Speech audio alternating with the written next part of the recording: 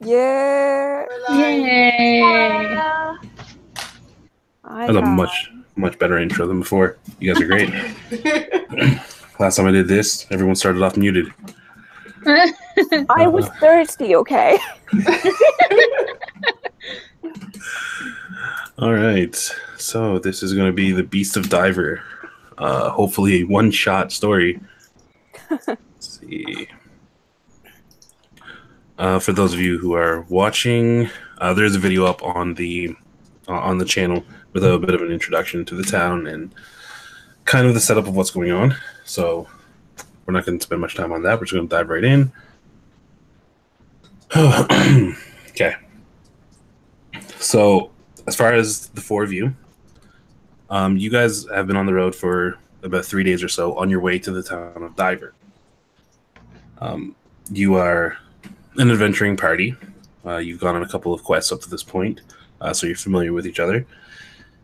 And at the end of one of your most recent excursions, you were in a tavern in one of the nearby towns outside of Diver, in which a distraught half-elf woman came in, essentially looking for help from anyone who would listen to her.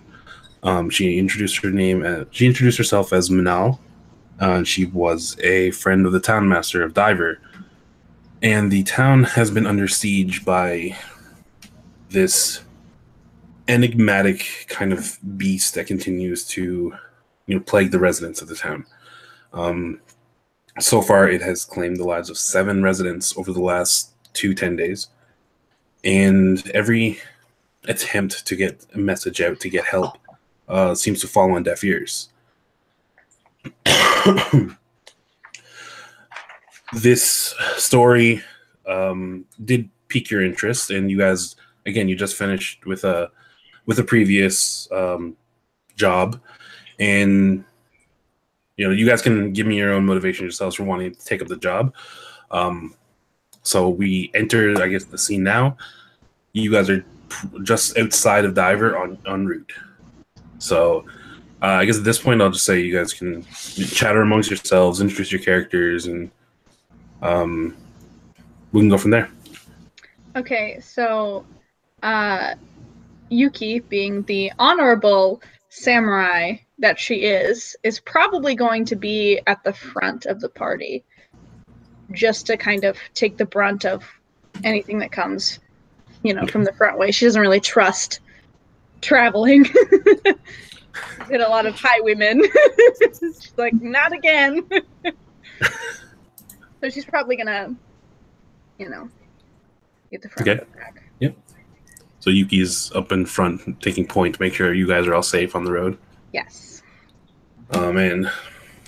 Gunny is my character. He is a dwarf. He seems to be a bit quieter than the rest. He's going to be taking up the rear of the party, just kind of observing, making sure everybody's safe, kind of keeping to himself as of right now, as they make their way towards this town of Diver. All right. All right, I'll go next. Molly is a halfling.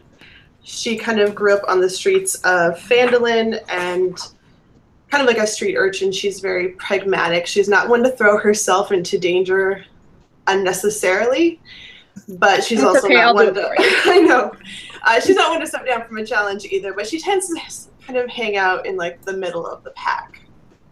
Let the taller people surround her. No, I got you. Don't worry. I forgot to mention that I'm playing a paladin. Dwarven paladin, not just some random dwarf. Rogue of the group. And, okay. Justice? Yep. I play Justice, a tiefling who hates everyone. That's it. That's her class. Very well done. She hates everyone. She is a wizard. And I almost called her a sorcerer, but that is her sister. So, yeah. Yeah, but, yeah. She also has like reddish skin and horns too, right? Yep. And she's trying her damnedest to not stab everybody. Right. You have instantly become Ryan's favorite character in this party. I know. Hello, soon to be victim of the hero of our tale, the enigmatic beast. So, as I warned some of you guys before we went recording, I told you there will be somebody in the chat rooting for the beast, and here's Ryan for you. Hi, Ryan. We meet again. Hi, Ryan. I feel like we're at like a D&D Anonymous. Like, hi, Ryan. Yeah, someone's got to root for the underdog, so yeah, he's on the beast side. All right, so yeah, as I said, you guys have been on the road for a couple of days now. Okay. It's about early evening. You got probably a couple hours before sundown when you crest over a hill and see the town of Diver before you. So if you see on the map, that's my displaying picture. You're coming in from the north, so down that southern road. The town, as of now, in the right before twilight, the town seems pretty lively. There's kind of people coming and going throughout. You were told by Manel that she was an envoy of the town master Kieran Greensleeve, and she said you could find him in the. Well, she said you would recognize it, which is the biggest building in the town, which is almost to your immediate right when you enter. Okay. And you said like night is falling, like it's the evening? You probably got a couple of hours before sundown. Okay. So it's on the verge. Okay.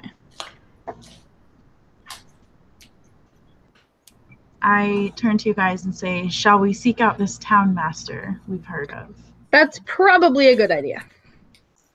Yeah. Well, that's what we were assigned to do, so probably should do it.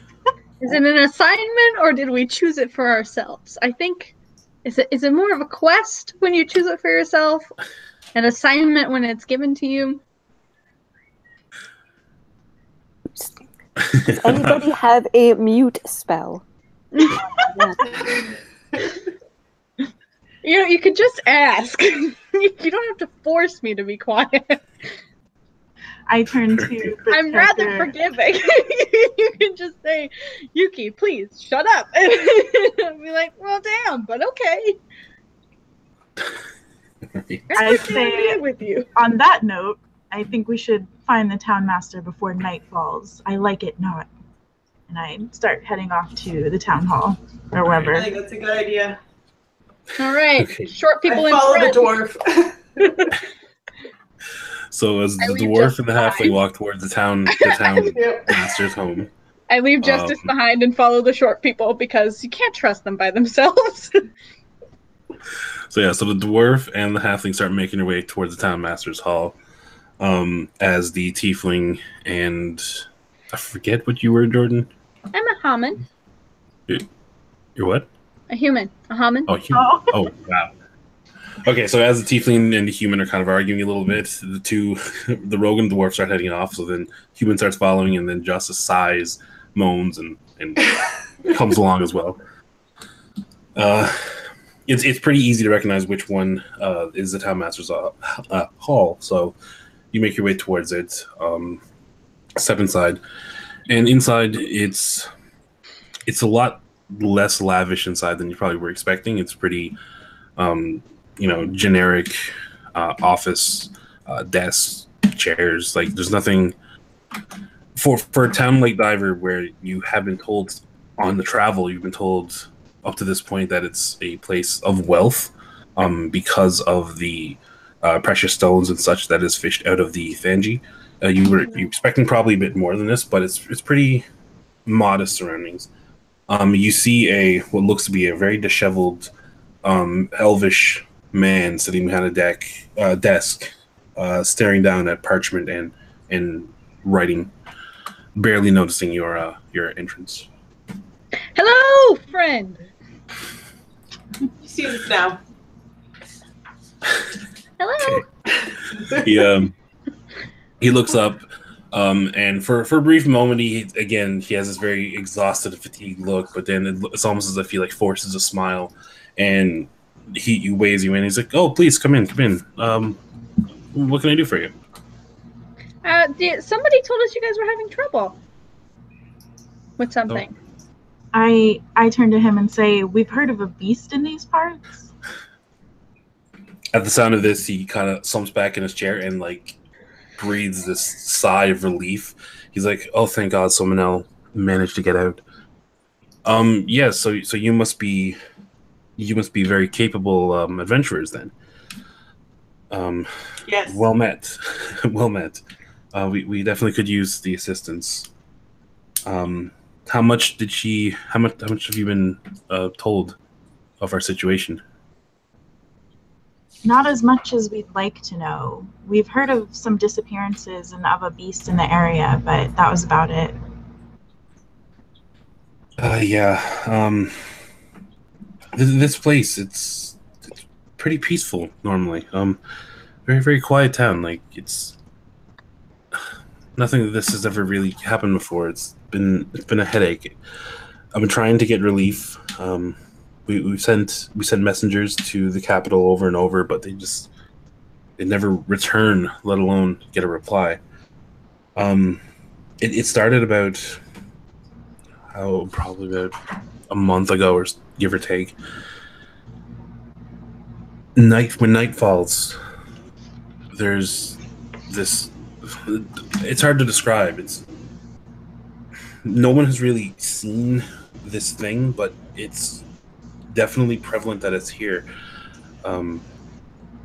It began with just finding bodies in the morning.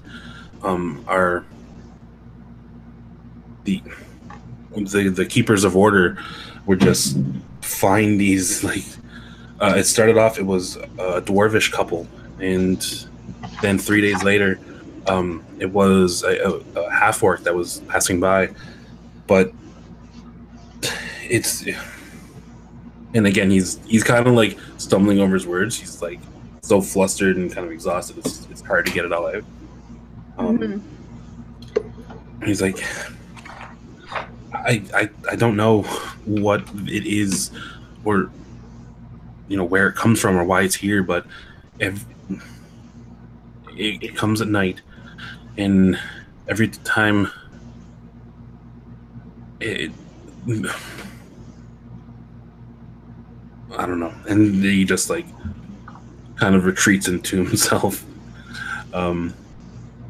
Perhaps is it obvious? Sorry? Is it obvious how they died? Like, are they just dead? Do they look like they've been eaten?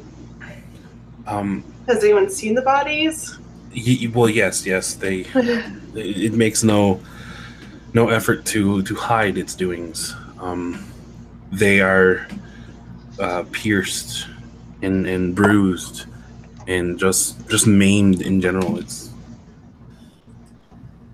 some of them have like full circular chunks just ripped from their bodies as if they were impaled by a spike. I'm sorry, it's just hard to. We've been through a lot. Understandable. I turn towards you guys and I say, I knew I didn't like the idea of the night coming. And then I'm going to ask the town master, do these attacks only happen at nighttime? They do, yes. In fact, we haven't had a casualty in the last couple of nights. Lady Shay has decreed a curfew, so we try not to have anybody outside at night, and that seemingly has done the trick for now. But I think it's just a matter of time before things escalate.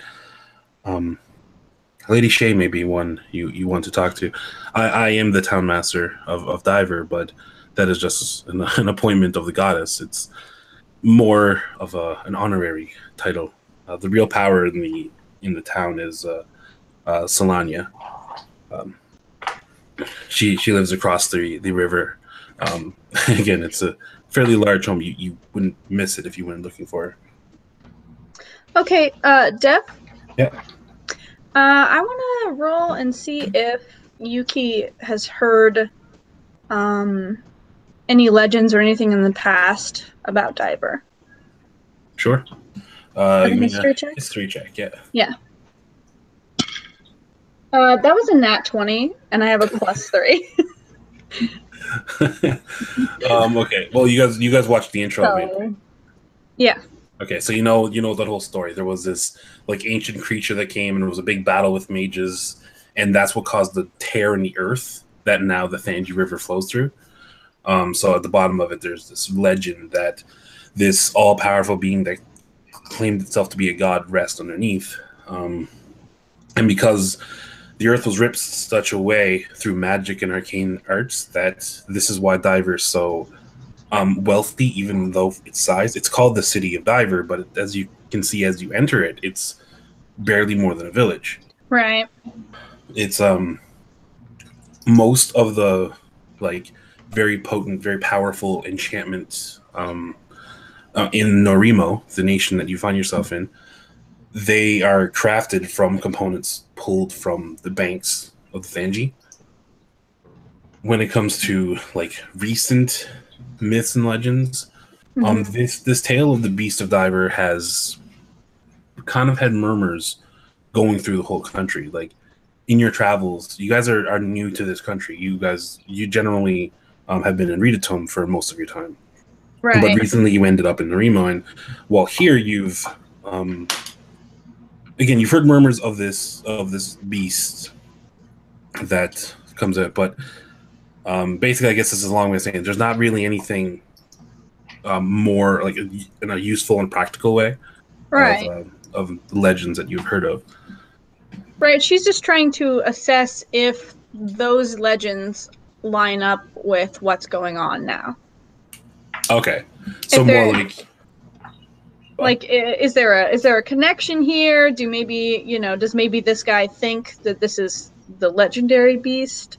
Or it's just another.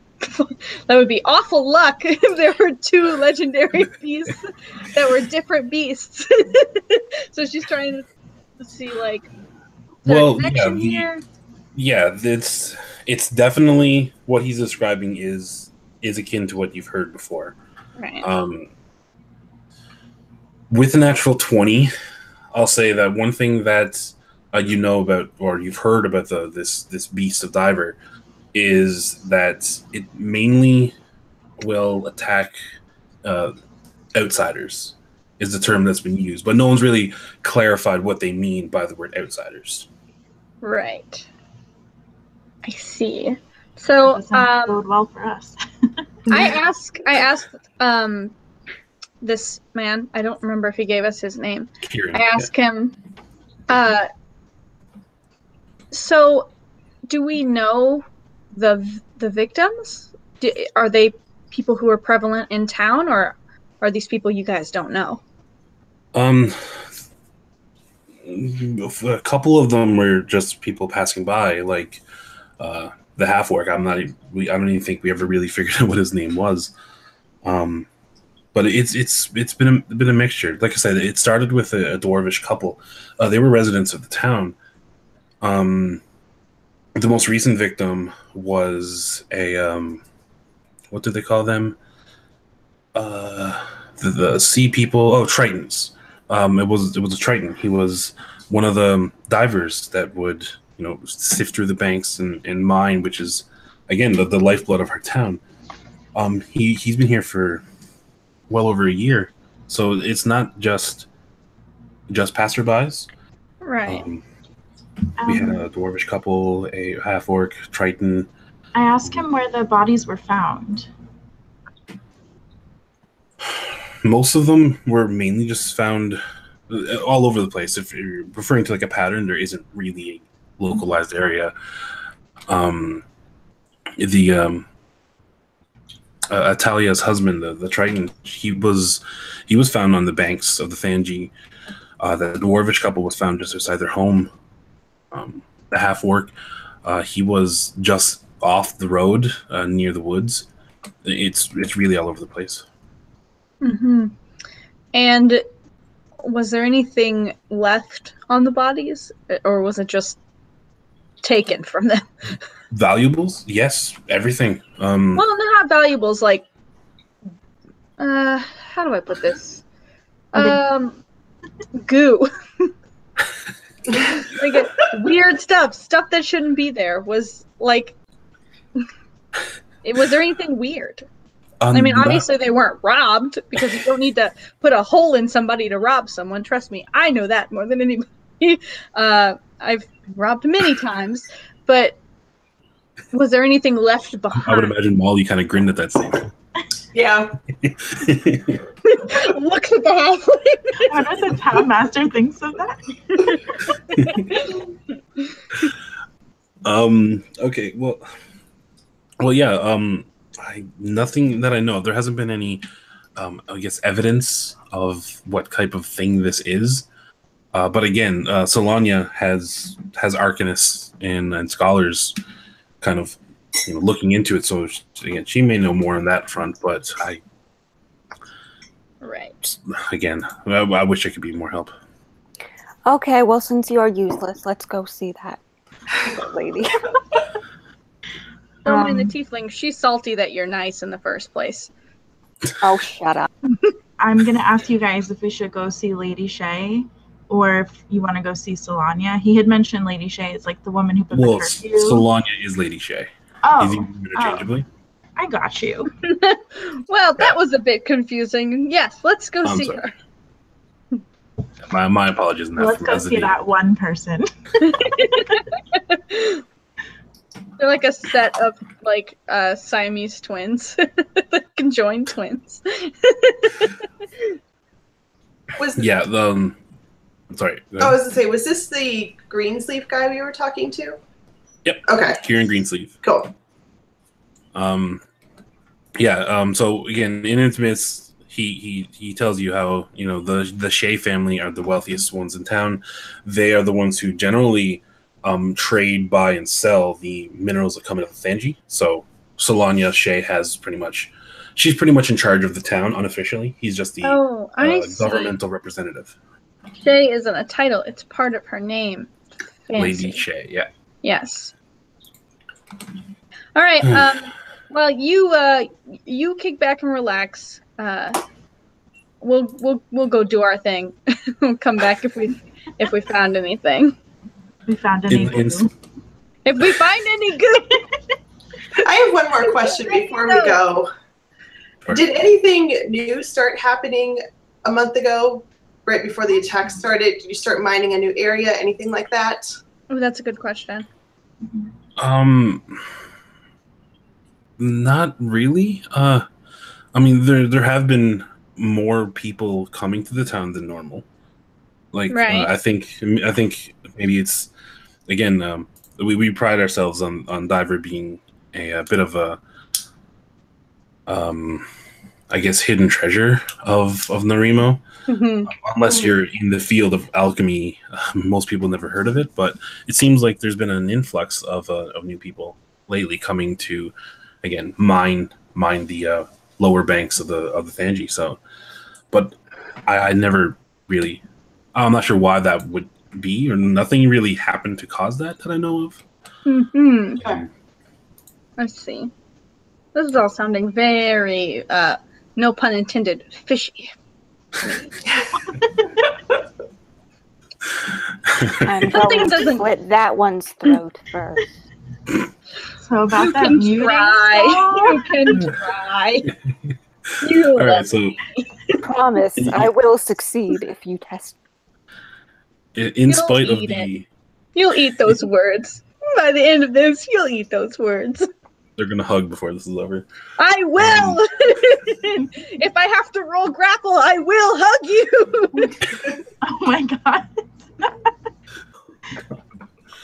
Everyone else loves me. Damn it! You have to love me too.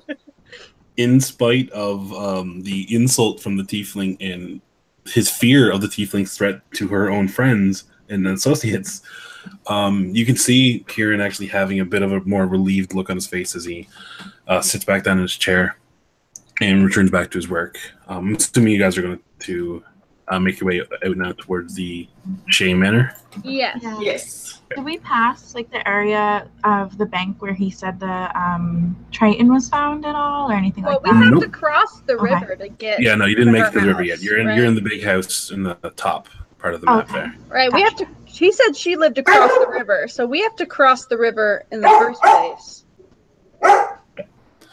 All right, so you guys head out of the Townmaster's Hall. Make your way down the road, just the main road. You pass by the Angelstone Temple there, Mm-hmm. and cross over the bridge. Now, again, on the map I have here, it looks pretty generic because Incarnate only has so many houses. But the one here, right on the corner, that's where Shea Manor would be. Okay. Like just Okay. down to the left from the well there. Right. So you make your way into there. Mhm. And again, you see this large 3-story, like everything you expected in the Townmaster's Hall is what you see here. Any luxurious kind of decoration or adornment you're going to see somewhere on the exterior of this mansion. It's very gaudy. This is what I'm talking about. This makes me feel more at home. All right, so you walk up. It's surrounded by a gate with 2 guards. Like a fence going around it, and there's 2 guards positioned at the front gate. They're both elvish, and wearing fairly expensive-looking chainmail. Okay, so they're elves. Yes. So I can speak to them in Elvish. Good, yeah. Because I know Elvish. Can I say, gosh. What do I want to say to these guys? We're adventurers here to help out with the beast problem. We're here to see her ladyship. Sorry. You're saying this in Elvish? Yes, Okay. to the guards. Yeah. The one to the left responds to you in common Mhm. and says, "You're here to see Lady Shea." That's What is it. it concerning? Just all the people being murdered, and I have really big swords. Yeah, I really love to stab things, so if she just needs help, You make it sound like you're the murderer. That's, All the people being murdered. I have really big swords. not big enough to make a gigantic hole, but like big enough to take down a monster. ow. So just We're anyways, here for pest control. yes. Yes, Queen. Oh God! All right. What was that? What was the lady's name? Milan? Manel.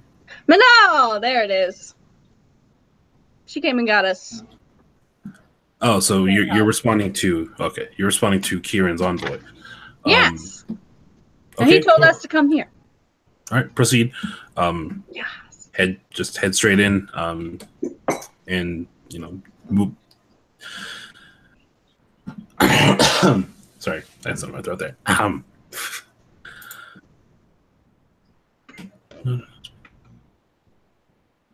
Okay, sorry, I was reading Ryan's comment there too. Yeah, me too. I was like, What did I said it before? I wish.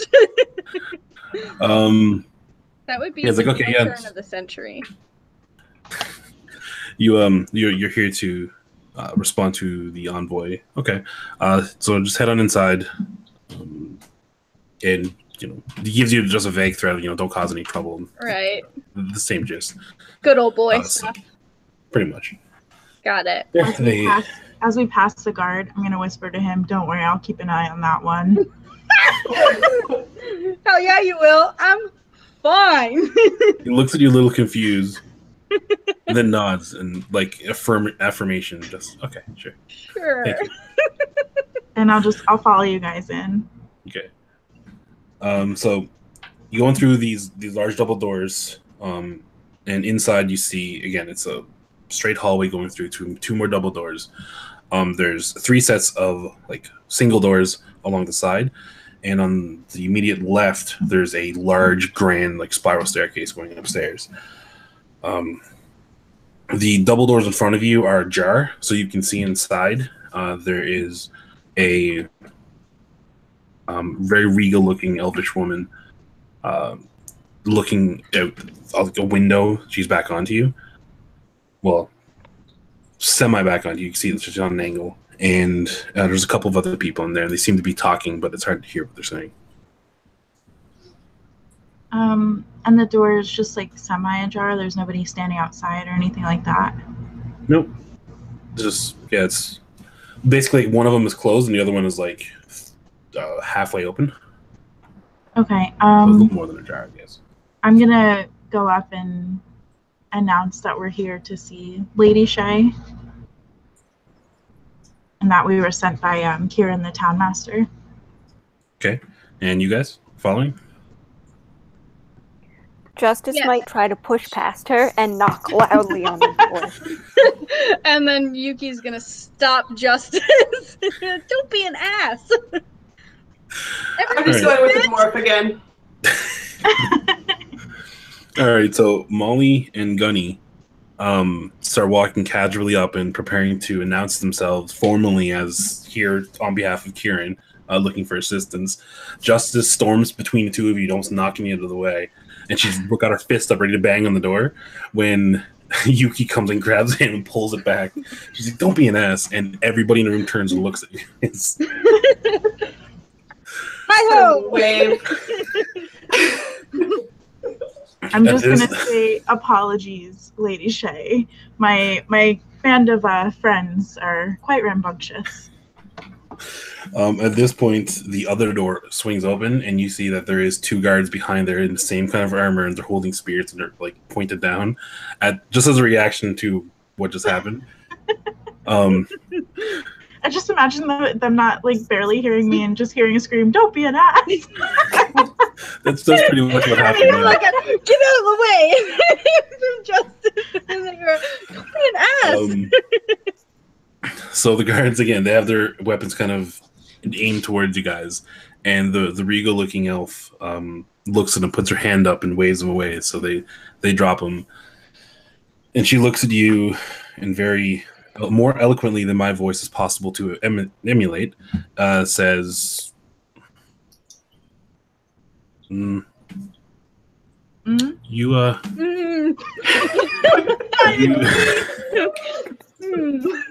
you seem strange. Such strange folk. What does it that brings you here?" Minal. Oh god, I'm so bad at names. Minal. Minal. Envoy. Did Yuki say that, or did Jordan say that? Yuki said that. It's like, Minal. Minal. Envoy. What was his name? Tea Leaf. Beasties. I'm gonna like step in front of and say, "I'm sorry. You're here to save your city." I'm gonna say my companion doesn't speak common very well. We've heard of the beasts in the area and we're sent to help. At Yuki's introduction, she like narrows her eyes and turns her head a little bit in a confused look. But then when Molly comes in and says, "We're here to save the city," and you talk, when you guys clarify a little bit, you can see like recognition in her face. She's like, "Oh, okay. Please have a seat. How can I help you?" We heard that 3 chairs. we've heard that you are the one who has people examining the bodies. Oh yes, the victims of the beast. Oops, that was not meant to be a roll.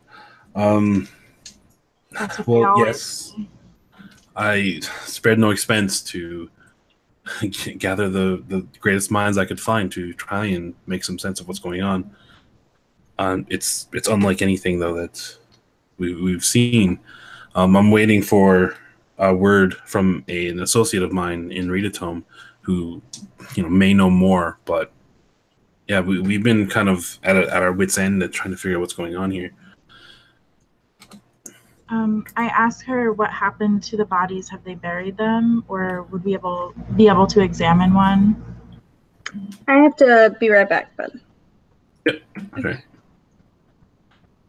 Oh my god. Look at the screen, and all of a sudden Jordan's face just came right up to the well, unfortunately, after a thorough examination, I mean, it's only right, given the victims proper burials. I tell her, of course, I didn't know how long ago these attacks had happened. Oh, it's been going on for at least 10 days now.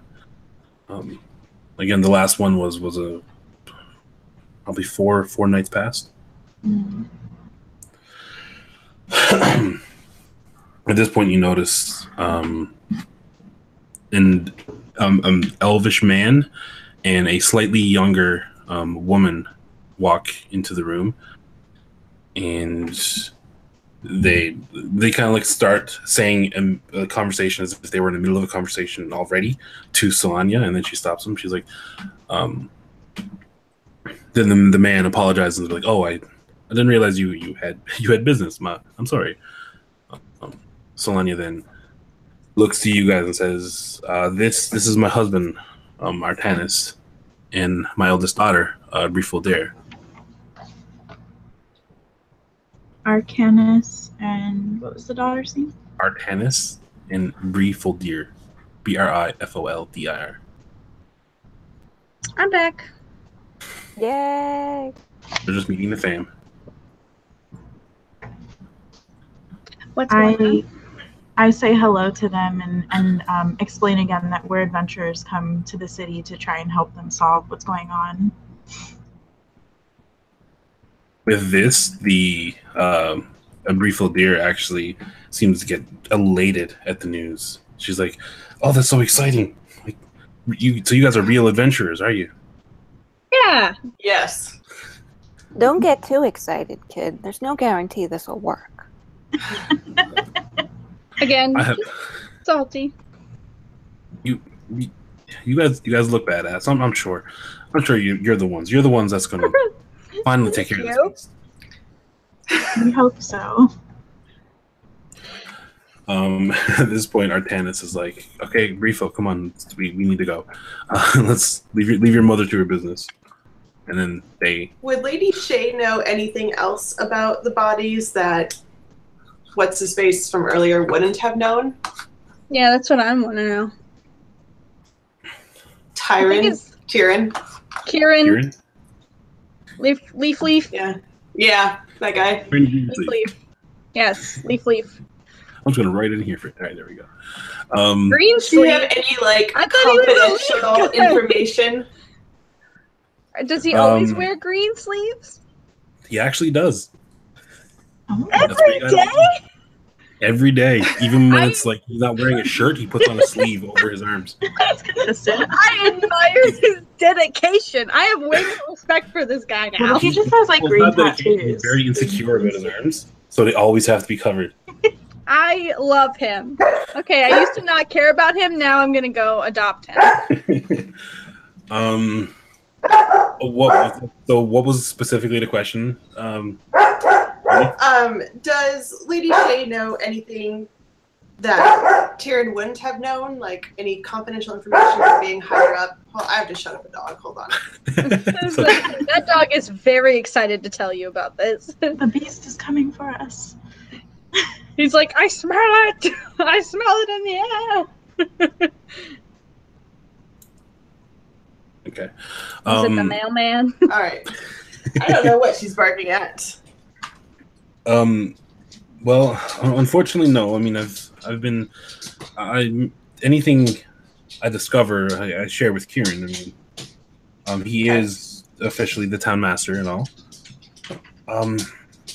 It is rather odd, though, that, like, and again, this may be, probably reaching for something, but Diver is primarily an elvish town. Like most native, I guess, residents of town that's been here since its creation, essentially. We're either elvish or have elvish blood.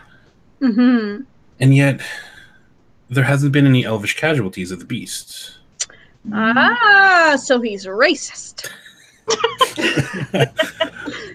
In crude terms, I mean, you're not wrong. Maybe it's That's again, it might be nothing, but I find it rather odd that it is only the non-elvish residents that seem to be at the mercy of this beast. I have a question, and that is Yuki. I have a question. Ladyship. Sure. Sorry, keep laughing. Shane, if you laugh, you're gonna make me laugh. I like the idea that maybe you forgot Lady Shay, so you're just calling her Ladyship. Your Ladyship, has there when before all of these, beastie things started happening, and people started move more into the town because they heard the stories, was there anyone in particular that was very not happy about it? Not that I know of. At least no one's ever voiced concerns to me. I'm sure Kieran had mentioned to you that there's been a particularly large influx of new divers coming to the town recently. But if anything, the merchants are getting more money. The tavern is more full of cheer and joy and lots of ale every night. Yeah, I can't fathom anyone having grievances, at least not to the point where they've come to me. Okay. I asked her about the dwarven family that got killed. They've been here quite a while, Kieran said. Did they have any particular enemies or anyone that disliked the fact that they lived in the town? Hold on one second. I really had this written down.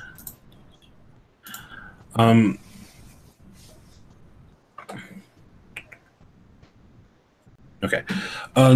Well, not that I know of. They were probably two of the kindest residents in the town. They would give you the shirt off their back if they thought you needed it, whether they had it or to spare or not. So no, it really dumbfounds me. I have nothing. Right.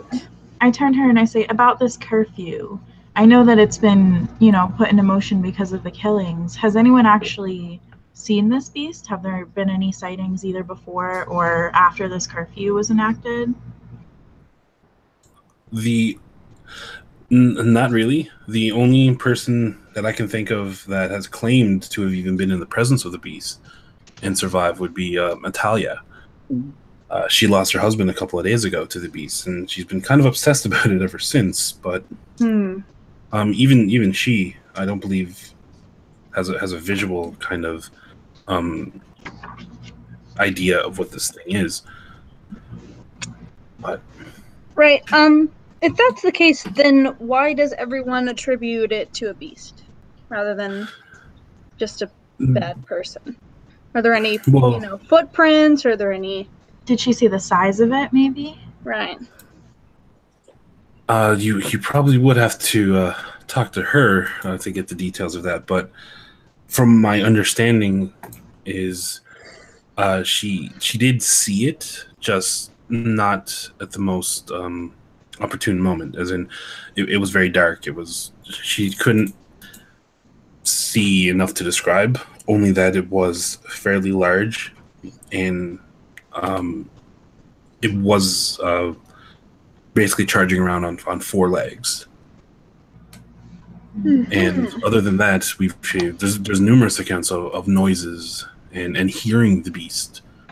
But the townspeople are too scared to even look out their windows at night these days. What does it sound like? Oh, go ahead. Did she also say approximately how large it was?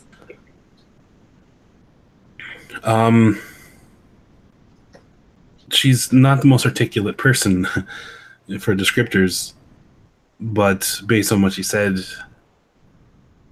maybe 10, 15 feet tall.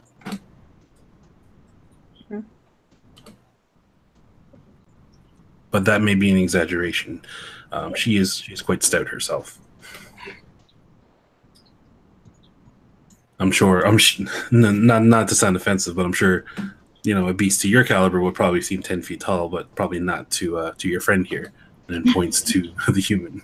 Many things seem tall to me. I'm Even I'm a dwarf. tall.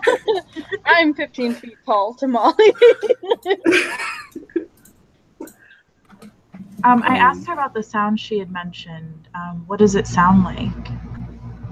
The best I've heard it described is kind of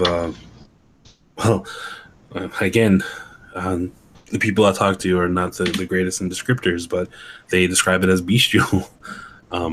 Perfect. That's all Feral, I needed to know. animalistic. It's very difficult to describe a sound, I guess.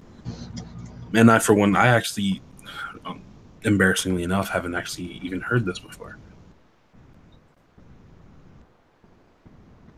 So I definitely see. not a person.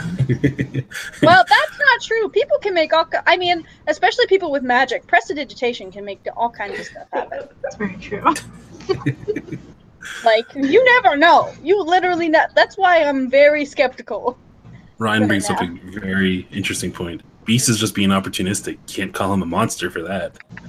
That's true. Hi, Zane. Zane in the chat. Hi, Zane. Hi, Zane.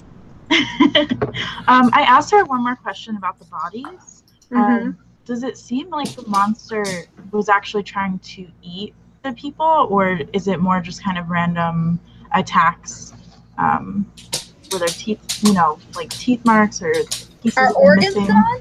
Yeah. That's what I want to know. Like, Are chunks missing from this body, Are they- not to be found anywhere else? it's like one fingernail gone, and it's the same fingernail in every body. Like, that's what I want to know. Like, one of the killer guards take any to the left, trophies?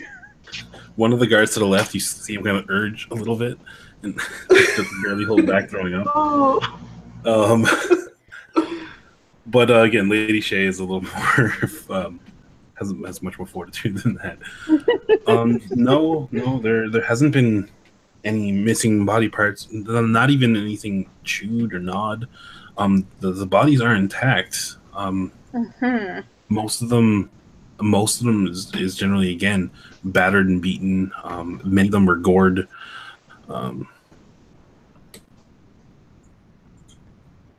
So I have a question for her. Sure. You have a curfew set, correct? That is correct, yeah. In Okay. fact, she's looking out and the sun is starting to go down, so curfew is oncoming. Are we allowed to do our business without having to worry about this curfew, or is this something that you wish for us to abide by as well? Because maybe if we could stay out longer than the citizens, we could observe what's going on here. And we're a bit more, have more fortitude than your average citizen. Well, I'm a little wary about not abiding by the curfew. Look, I'm just saying, people die at night. We stay out at night. We catch the person who's killed people. well, I like how you're just volunteering us off for this. Like, we'll do it. It's fine. Like, I'm just asking if she's gonna cause, if it's gonna cause trouble if we do this. I don't want to be. I'm very like, I may not talk very well, but I'm very polite. I don't want to make any problems for her. the curfew is mainly precautionary. It is a safety warning or a safety concern for the citizens. You are first and foremost, you're not really citizens of Diver, so I wouldn't realistically think you are bound by what I say. Again, because I'm no official governing person in this town. So no, there won't be any issue. You guys can proceed freely as you please. But again, I do want to make sure you understand the risk involved in that, and that there won't be any keepers of order patrolling at night. We do try and lock. We'll be the keepers of order, Yeah, basically. basically you'll be left to your own devices, unfortunately. Right. That's good to know. I just didn't want to get in your hair. I assure her that we'll do whatever we can to figure out what this monster is that's plaguing her citizens. Right, I have nothing better to do than to solve this mystery. So, like, I'm going to throw everything I have into this. That would be much appreciated. And I asked her if there's anywhere that she could suggest we go next, or any type of place that she thinks might benefit us. I know she mentioned that Italia would probably be someone we should talk to. Well, yeah.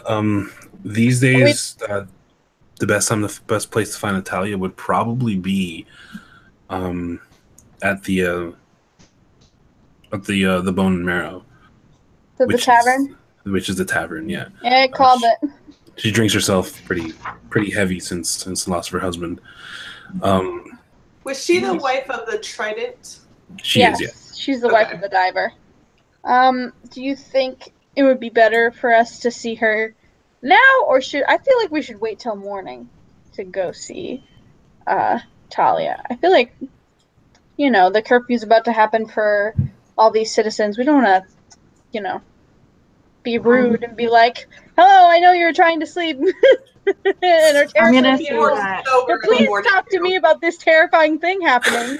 I'm going to mention that waiting another night might cause more casualties. Mm-hmm. Well, Leaf said that after the thing was said, don't let Leaf. There's not even a leaf in his name.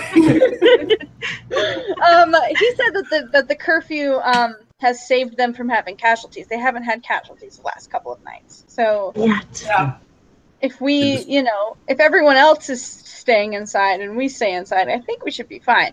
I just don't want to bother people while they're terrified in the middle of the goddamn night. Well, how much more time do we have, before dark falls? The sun is starting to go down, but it does take quite a bit of time. We might be able to find her, in that interim before the curfew sets. Okay. Is the tavern part of the inn, or? It is, yeah. It's not so much a large inn, but yeah, there are rooms you can rent it at the tavern. Okay. So if she's at the tavern, then we have a place to stay for the night right there. Right, okay. We have to go there anyway. Justice, nobody cares what you think, so... You're gonna keep being an asshole, I'm gonna preemptive strike. I turn towards you as sincere as I can make myself, and I say, I care. No, you don't. Well, I was going to suggest, as much as I despise people, though I am beginning to despise you the most. Go to the tavern where there's alcohol, there is stories. I mean, fair enough. Yeah. I mean, we were going to go without you either way, so the fact that you're coming with just makes it easier for us. And I'm like... So Liana's starting to wonder about her statement of you guys being a capable group of adventurers. Justice, this is your fault. I feel like I'm a very formidable presence in the group. Oh, yeah. So much. No, and actually, funny you mentioned that because the guards are actually keeping their eye on you the most. I don't think it's because you're formidable, though. I think it's because you keep touching things. I haven't pickpocketed anything in this house. It's so more of the whole. There isn't a lot of halflings that come through here, and the ones that usually do are morally gray. Thieves. Yeah, you fit the profile of a couple of halflings that they haven't had good experiences with, so they've been looking at you mostly the whole entire town time. Racist. Devin, do we pick up on that fact? Well, no, it's not hostile or anything. You're just very aware. We're just watching. Molly. Yeah, You don't get any What? Sorry. I said I like how they're watching Molly, but not the bitchy tiefling. Not the That's because you're harmless. But I mean, on an unrelated note, is there anything in this house that would be easy to pickpocket without being noticed? There is an abundance of things that can be taken. I'm not sure about how unnoticeable it would be. I like too that you mentioned all those doors when we came in the staircase. So tempting. It's a big house. You're a paladin. Shape up. I'm not saying that as my character. Yeah, Dan said that. There's no honor among these. I'm just like feeding No the honor. bad decisions. I'm not actually making the bad decisions. For the sake of the question for Molly, I will say that you do have made a note that there isn't anybody really watching the main hall, and in that hall there is a number of like busts of various like town figures that seem to be made of a shiny metal. You didn't really get a chance to look at it to figure what it's made of, but it does look expensive. Okay. Good to know. For the future. Yeah, for future reference. In case this bitch is evil, we'll rob her house. Oh, God. Okay, well, if that's all we need from her, I'm gonna, like, bow to her and be like, thank you for your time. We should probably go investigate and get somewhere before nightfalls, probably. Okay. So what's the plan then? I'm gonna suggest that we go to the tavern. The tavern, yeah, that's exactly where Yuki's gonna want to go. Okay. So Solania will give you the directions. The Bone and Marrow is literally three doors down, basically. On the map, it's the brownish building above that first windmill. Okay. Okay. Is that on the full screen for you guys, or? Yeah. Whenever you talk, it pops up, but sometimes I see your little clicky thingy, and sometimes I don't. You should see it now. I see it. Yeah. Okay. So here's the. Button. Okay, so it's only a little bit down the road. That's cool. So it doesn't take very much. You leave. You pass by the bust and then leave through the main room. Just pausing to see if Molly wants to do anything as we're doing this. Sorry, the room here is really loud. Okay. All right. So you guys make your way down towards the Bone and Marrow. When you go inside, even though you're probably about like 90 minutes tops away from sundown and curfew, the place is fairly lively. There's probably about more than a dozen people there imbibing the ale. Right. And a shifty-looking barkeep behind. He's it's again a half elf, kind of scrawny looking. Shifty barkeep. Yeah, he's kind of scrawny looking. You got the towel over his shoulder you'd expect, the cliched bartender. Oh, I love it. I live for it. Just a heads up, Devin. It looks like all our pictures disappeared from the stream. Oh yeah, because it's presenting the map. Oh, gotcha. Okay, so there's a few people sitting around drinking. There we go. Did they describe Talia? Is she also a Titan? Or Triton? Or fish? Talia? Yes. You didn't ask. Cool. Is there anyone who looks especially sad? Is there anyone who's just really, really upset? Can I look for that? Well, a lot of people are drinking pretty heavily. There's a lot of people being loud. Yes, but like, is somebody like fucking dead inside drinking? Give me an insight check. Awesome. As you look around the room. Okay. I'm just gonna look around for any females like hanging out by themselves. Okay, give me an investigation check. That sounds really creepy, but I'm not shitting you. That's another 20. I got like next one shot Jordan rolls on a dice roller that I can see. Yes. I got an 11 for investigation. I swear to God, I am not shitting you, and this has never happened to me before. That's plus 1 too. I have a plus. Oh yeah, well, plus don't matter for me when it comes to crits. So watch when it comes to combat that you completely just. I know. I'm waiting for the 1. Like it's just too many 20s. I'm waiting for the when the 1s, beast 2s, shows and up, 3s that are all coming. the 20s become 1. Yeah. Okay, so this does not bode well for me. Most people would be happy, but I'm like, oh no. As you look around, most of the people you pick up on are drinking their sorrows away. They have this like down and out, miserable kind of drink till it's numb kind of mentality.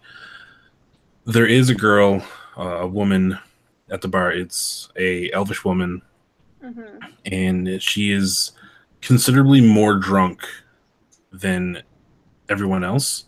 My type of lady.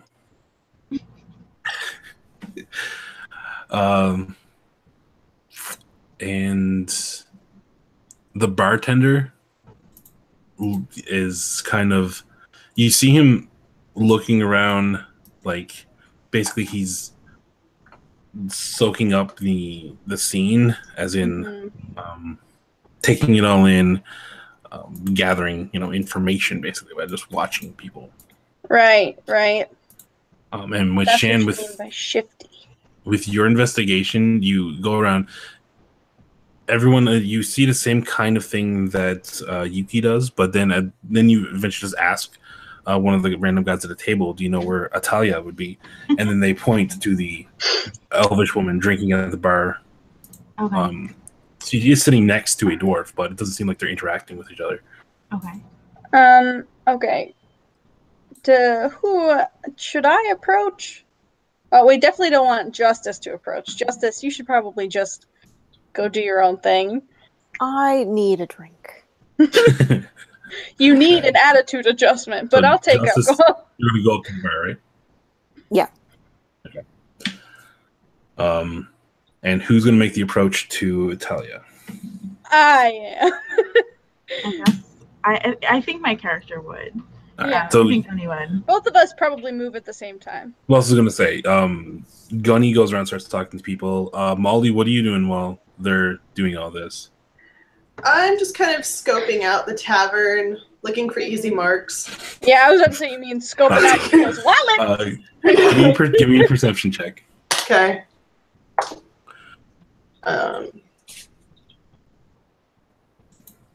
Not today. 11. 11. Okay. Yeah. The pretty much everyone is not displaying any obvious signs of wealth or luxury or gold or whatever, except there is one guy in near the back of the room that is actually passed out at the table. Okay. There's two other people at the table with him, but he's sitting on the edge, and he actually has a fairly large sack tied to his belt that you've seen on these kind of people before, and it looks fairly accessible as long as you cannot make too much attention. I would like to try and take it. All right. For that, I'm going to need a stealth check so that the other two don't see you, and then a sleight of hand. All right. Well, stealth is very high. 21, 26. Holy. She puts on the ring and becomes invisible. Yeah, you blend in with the crowd pretty easily and get over there. The other two guys are drinking and laughing and not paying attention to anything. All right, sleight of hand is 19. 19? Yep. All right, so you reach for it and you start undoing the twine and connecting it to the belt. For a moment, he kind of moves around a little bit and mumbles in his sleep, which kind of makes you a little nervous. But then he just keels back over and starts snoring. I silently soothe him back to sleep. There you go. Rub his back a little bit. he says, "Thanks, mommy," and then the coin purse comes off, and inside you find 15 gold pieces. Nice. And Justice, you go up to the bar, and Barkeep looks at you, and he's like, "Well, there's someone that definitely needs a drink. What can I get you?" Anything with the most alcohol in it. I don't care how much it is. Just give it to me. Oh, in that case, how's the gold sound? Fine. Wonderful. How about, did I say gold? I meant it's 2. It's really powerful ale.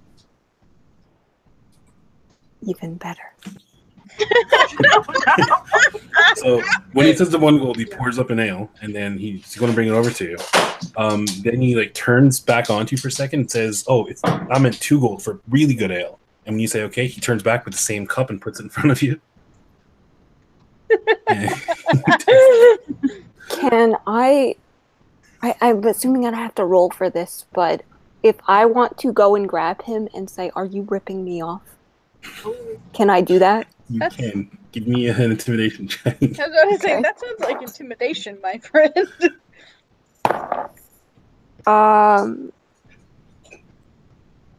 That's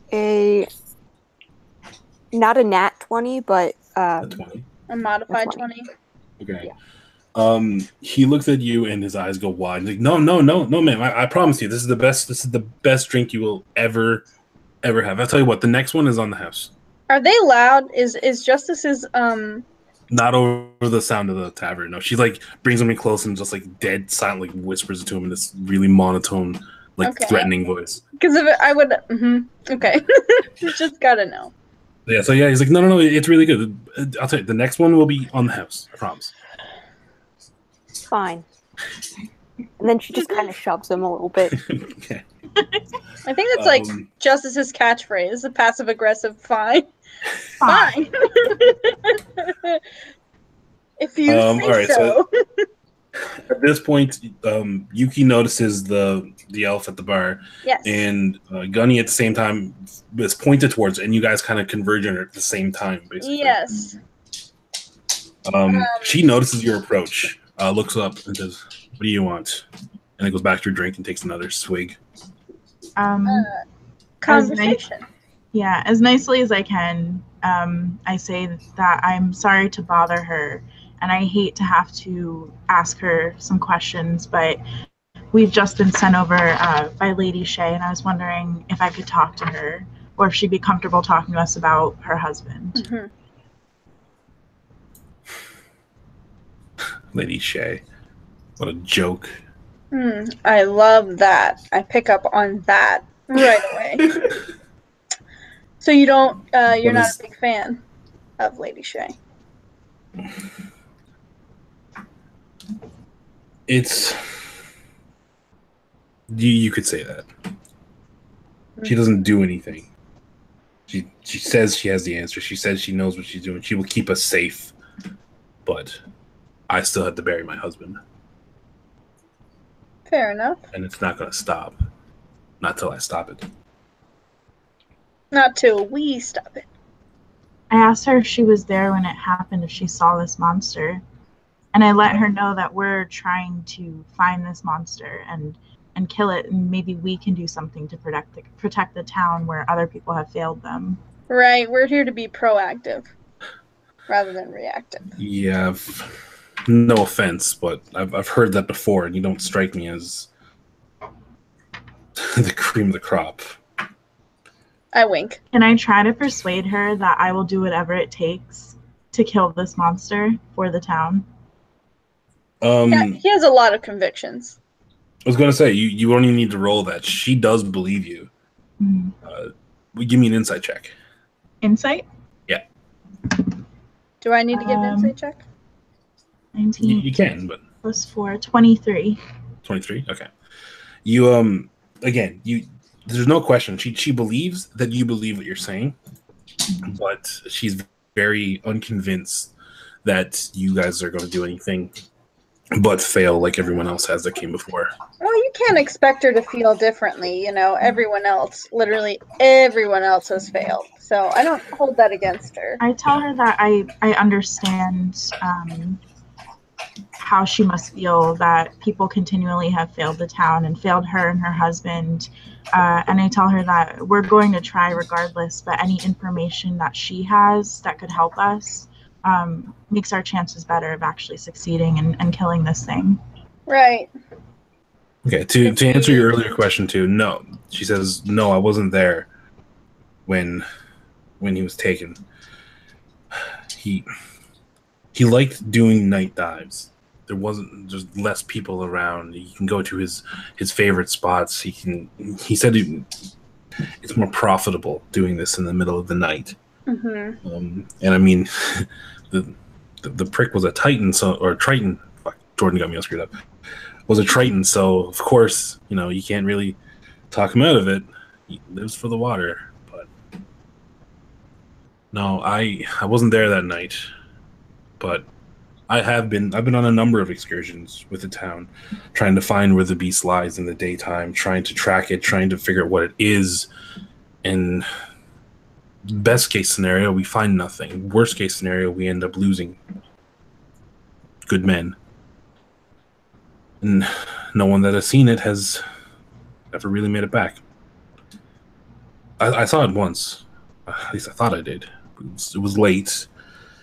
It was nearly the size of a tree, standing on 4 legs. There was the weirdest thing, and what I thought it was just some large animal, but there was more to it. It was this greenish hue coming from where I guess its face would have been, but just all over the green luminescence around. It was definitely nothing natural to the forest. Did the creature glow, or just the area around it as well? I guess it was the creature itself, but I couldn't tell you.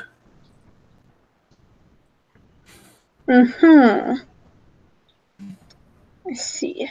And then I asked her if there's anyone else who might be able to give us more information, or anywhere that she thinks we should look to find more clues about this creature. She smirks and lets out, like, exhales one of those little sarcastic kind of sighs. I love And her. it's like, sure. You want to know where it's to? You want to find this thing? Just hang it outside in a couple of hours. That is exactly my idea. It's almost like you read my mind. Like, thing comes out at night. Stand outside at nighttime. It's not hard. She must be the brains of your group, isn't she? Oh no, I'm the muscle. But He says this to Gunny. Oh, says this about me or to me? No. She says to you that, oh, this one must be the brains, sarcastically, totally sarcastically. I say, oh yeah, you figured it out. like, I never claimed to be smart, but it's pretty much putting 2 and 2 together. Can Justice hear any of this? Let's say Molly is this yet, or you guys could have approached it at this point in time. If you were interested in hearing it, you could get close enough to hear it. Yeah. Okay. I would like to ask if anyone has heard the beast walking through, like, the streets or anything Or the since the water. curfew. Like, if there's no one out there, do they still hear the beast prowling around? No. Not really. Like, there hasn't been any sign of it in the last couple of days. Since it came in, it's been a ghost. I have a question, Oh, go ahead. Atalia. You seem to know the people better than Lady Shay does. Around when all this started and the people that are going missing, is there anyone in particular that seemed suspicious or stood out to you? Do you think maybe Lady Shay's complacency is on purpose, maybe? Like, do you have any suspicions about No. people? Lady Shay's ineffectiveness in dealing with this is more due to just sheer ignorance and incompetence, I'd say, more so than maliciousness. Like I said, she's a joke, but I don't think she's, a hurtful person. Has anyone ever treated your husband differently for not being elvish? No one comes to mind. I mean, this is a town full of vagrants and all types of shady types that come through here looking for wealth, looking for money. Lots of people got mad at him, but usually it's when he skips out on his bar tab. Like, that's pretty much it. I see. Thank you for your time. Before I leave, I'm gonna just kind of lean in and say, between you and me, do you put any stock in the myths about the creature under the river? We heard Under the river. And it takes her a second to think, oh, you're talking about that fairy tale? No. That's just no. I don't put any stock in a river being made because some wizards had some fight with some thing years ago. That's just a fairy tale. Justice takes a sip of her beer and looks really offended. Good. I'm gonna tell Atalia. I'm gonna thank her for speaking to us. I know how hard it must be, Right. and I assure her again we're gonna do whatever we can to find this thing, Yuki even if we have bows to stand out in her. the dead of night. Yuki bows to her and says, "Come hell or high water, we're gonna figure this out." Molly and Justice, is there anything else you guys wanted to do while this was going on, or were you just standing by the conversation? I'm just kind of standing by, listening. Okay. Counting your coins. Looking jealously at the alcohol that Justice has acquired. Well, Justice looks over at her, goes, I saw what you did back there, and then hands her the free ale.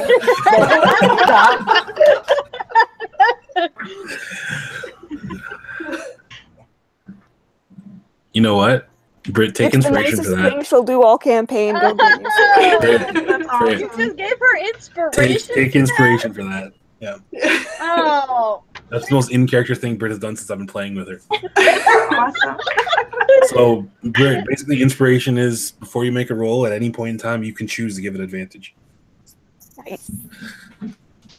I'm gonna approach Justice and Molly and be like, so what have you guys been up to? And I'm gonna fill them in on what we've discovered, what Right. the conversation was about. Yuki's on the other side of Justice, probably. They're just, I'm watching you. Are you literally just standing there watching me?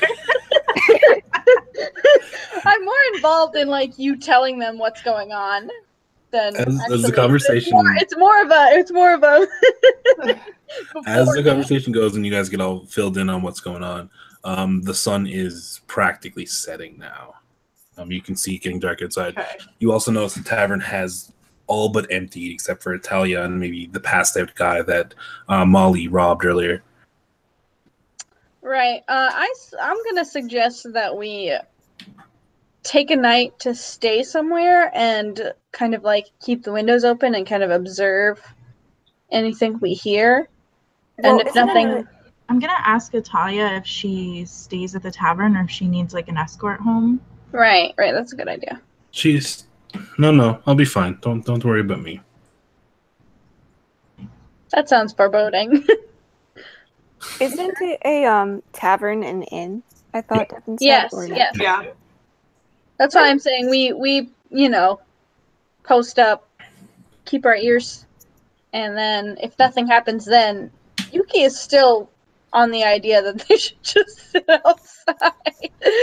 Yuki can sit outside, but Justice ain't going outside. Well, she said that. I think No Gunny one- would be I mean, up for like even- waiting outside the door and like seeing. even Atalia said that the best way to see this thing is to stand outside. Like, Can we like really? stand like right outside a door, and if the beast shows up, just like go inside real quick? We could try to Oh, hide in the God. shadows. She was saying it sarcastically, but she said it. So, like, Yuki feels So- like more empowered in this decision, but The barkeep comes around from the bar and like picks the guy up that's passed out and he's like, all right man, come on, let's get you to bed. And then he carries him over like with one arm around his shoulder and starts heading up the stairs. okay. Whenever he comes back down, Yuki is going to ask him about rooms. Okay. Takes about 5-10 minutes or so. Mm-hmm. And he comes back down and he's like, rooms? Sure. Yeah, we got rooms for you. How many do you need? She looks at everyone else. How many do we need? One for Justice, one for everyone else. Yes. 2 rooms? Sure. That'll be 6 gold pieces. That's how much? 6 gold. 3 pieces. Okay. I give him 6 gold. Oh, okay. Yeah. I have 25, so like I don't care. Okay. Yeah, I mean, so you wanna he pay. tells you where he is, up the stairs, and he tells you which doors they are, and you're free. There's rooms. Okay, cool. Sorry. Go ahead. Yeah, go ahead. I totally forgot what I was gonna say. Night has actually fallen now. It is dark outside. Okay. So, first of all, Yuki is gonna kind of like observe if she hears anything just right off the bat from where they are. Okay. Are you staying downstairs or are you going up to your rooms? I'm gonna go up to the room. Okay. But like open the windows so we could like Yeah. To hear like out. really just kind of observe. I think I'm gonna stay down in the tavern. Okay. Okay. And Justice? I assume she's gonna drink herself stupid. Justice? No, she's in her she's in her room being relieved that silence finally. Then it's like a like, Heidi, you hear anything weird in your room? We're shouting at Justice through the walls. I'm gonna approach the door of the tavern and like take a look to make sure out. she gets no Gunny, rest. as you get up to do that, you notice that Natalia is still in the tavern. She gets up and leaves the tavern. She's like by herself? And it's night out right now? Uh-huh. I'm gonna. Did she leave like already? She walked through as you get up to like go towards the door, look right, you see her leave and the door closes behind her. Sound the alarm, we might want to follow her. Still there? What? Is the barkeep still there? Yeah. I'm gonna tell him, go get my friends, tell them I'm taking Atalia home, or I'm following her home because she went out in the dark by herself, and then come help me. Following her home sounds a bit She weird. looks at you, looks at the window, and looks back and says, sorry, babe, I'm off the clock. And you know you're a guy when he says this, by the way. That wasn't me. That wasn't me assuming he was a girl. I'm gonna grab him by the front of the shirt and say, "Go get my friends now. Do you want that woman to die?" Okay. All right. If you just like scream really loud, we can probably hear you. Yeah, I'm gonna roll and see if I can hear her already. This I got guy an is not 18. having a good night. 18. Well, he's being a dick.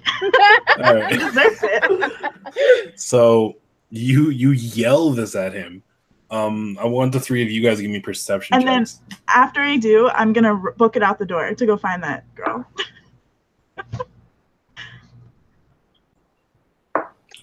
Could we hear her? Could we hear him yelling at the? I wasn't sure how big the tavern was. That's what I said. Give me a perception check. Okay. That's 20 a down one on the die. for me. Justice, you're sitting back listening to some like I don't give a fuck. medieval music in your like magical headphones. Wisdom? I got an 11. 11. Yeah. What do you have, Molly? 20 not on the die. 20. Okay. You actually hear Gunny just scream at him. Go get my friend. I hear this whole thing go down. And then I'm booking it out the door to go like find this lady. As you yell it at him, he just starts like kind of shaking a little bit, and when you let him go, he falls down. You get the weirdest aroma coming from him, and you look down and see like a stain on the right inside part of his leg. Oh, come on, man! You're gonna make somebody. Oh, ew! I was like, wait, what? And then I point at him and I say, what did he call me? I say, don't call me baby or baby. Nobody puts baby in a corner. And then I run out the door. Right. Jordan, what's your character's name again? Yuki. Yuki.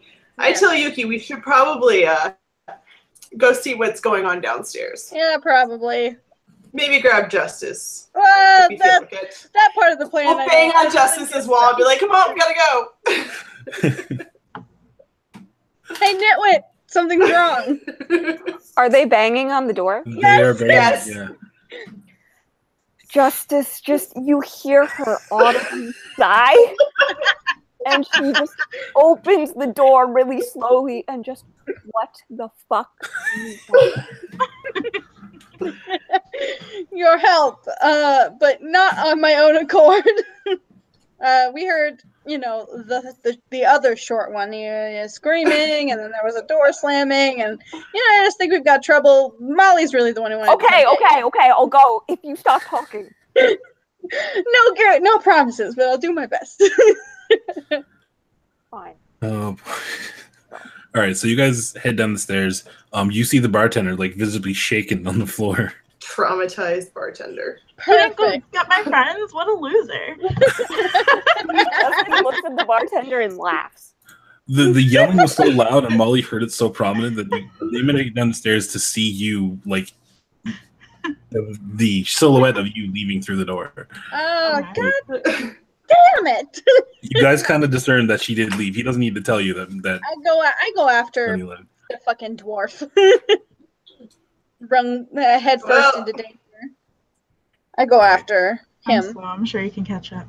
Yeah, I go after Gunny. Right? Now, when I go out, am I able to see Italia? Oh wait, are you doing them? Yeah, no. Give me a perception check for that. Justice, you're going with him too, right? Perception. Justice. 17. Yeah. Okay. 17. Okay. Mm-hmm. You get out, and surprisingly, she makes good time. She's near the crossroads at the bottom, down here. By the time you get outside, and you see her head up towards the southern bridge. I cut through the trees and try to I don't know, get her. Okay. And the three of you? I'm running after Gunny. Okay. And I'm running after Yuki. Yuki left the tavern first, and I'm like, oh shit. This is walking. Justice is fuming. Why? All right, so you guys get out, and you see Gunny cut through the brush on a diagonal, heading straight towards that southern bridge. I wanted to be more prepared when we sat outside, but Gunny's like, no! She's gonna die. You're gonna die! Bitch. I was like, you want an escort home? She's like, no, I'll be fine. It's dark, lady. Another thing with your perception check, Gunny, you notice that not only is Italia just walking the road fairly casually, but she has a long sword in her hand and a shield in the other. She's looking for a fight. She's going after the beast. Oh, right. Okay. Do I catch up to Gunny? Are you sprinting, Gunny? Yeah, I'm booking it. But when I get within range of her, I'm gonna let her know that I'm approaching. I'm not gonna scream at her because I don't want to alert the entire village. I'm approaching. But before I just sneak up on her, and she has this sword in her hand, I'm gonna be like, "It's me, Gunny," or something like that. So it's me, the person who never told you their name. It's me, the dwarf. I'll say. Okay, Molly. I'll say, as we're running, I just want to point out that I have my short bow out, and I'm kind of keeping an eye on, around us. Yuki is just in case something's approaching us. I'm trying to be on the lookout for it. Yuki's not even thinking about weapons. She's just. Give me a perception check, Molly. 15. 15? Okay. We'll get back to that. So, Gunny, you managed to make it up to We'll get back to that. Gunny makes it up to Italia. And she is noticeably startled at first. She turns around on edge with the sword branded, but stops when she sees you and realizes that when she's holding her sword, your head is still 2 inches below. So she's not actually even aimed at you at the moment. She has to lower it.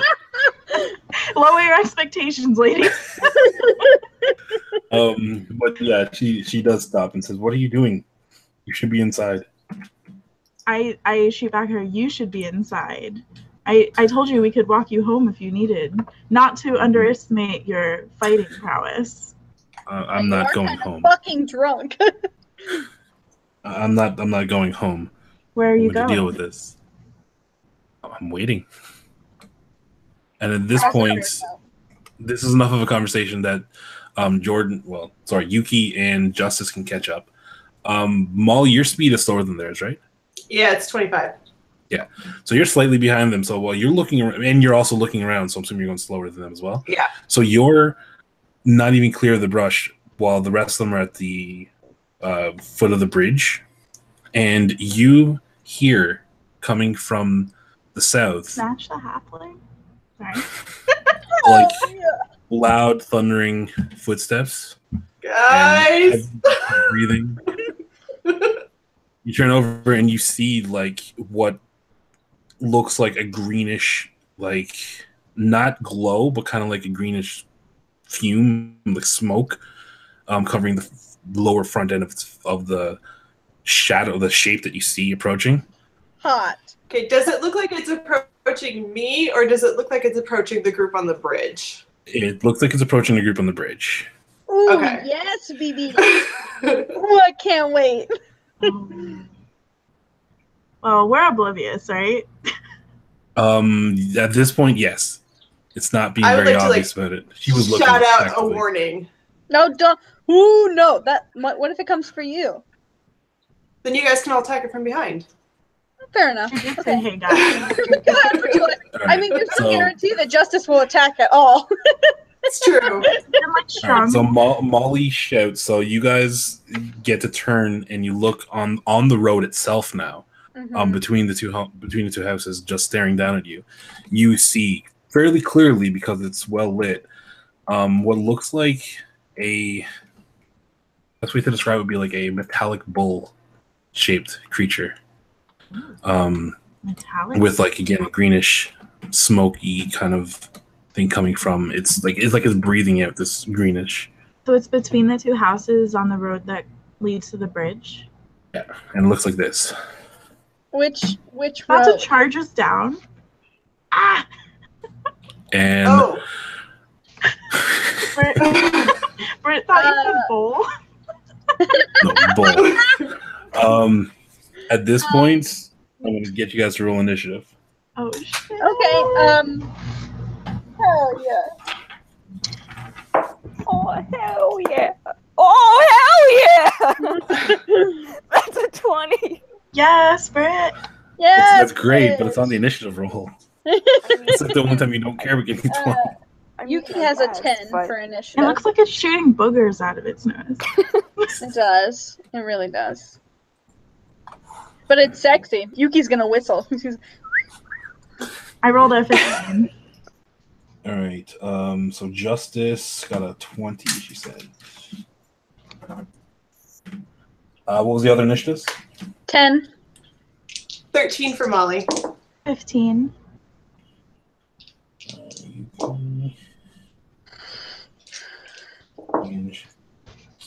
Shane, you said 15? Mm-hmm.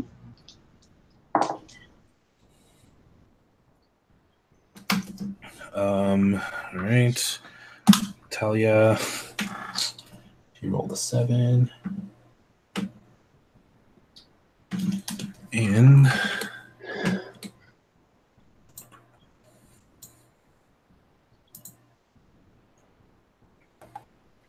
what's this guy's initiative? There it is.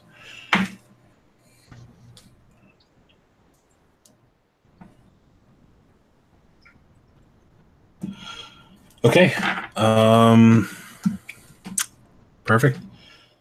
We will go with that. Justice, you are first. So you see this thing kind of like tramping at the ground, looking like it's just eyeing you guys up. What do you like to do? Um, I'm going to say it's about 20 feet away. okay. I would 30 feet.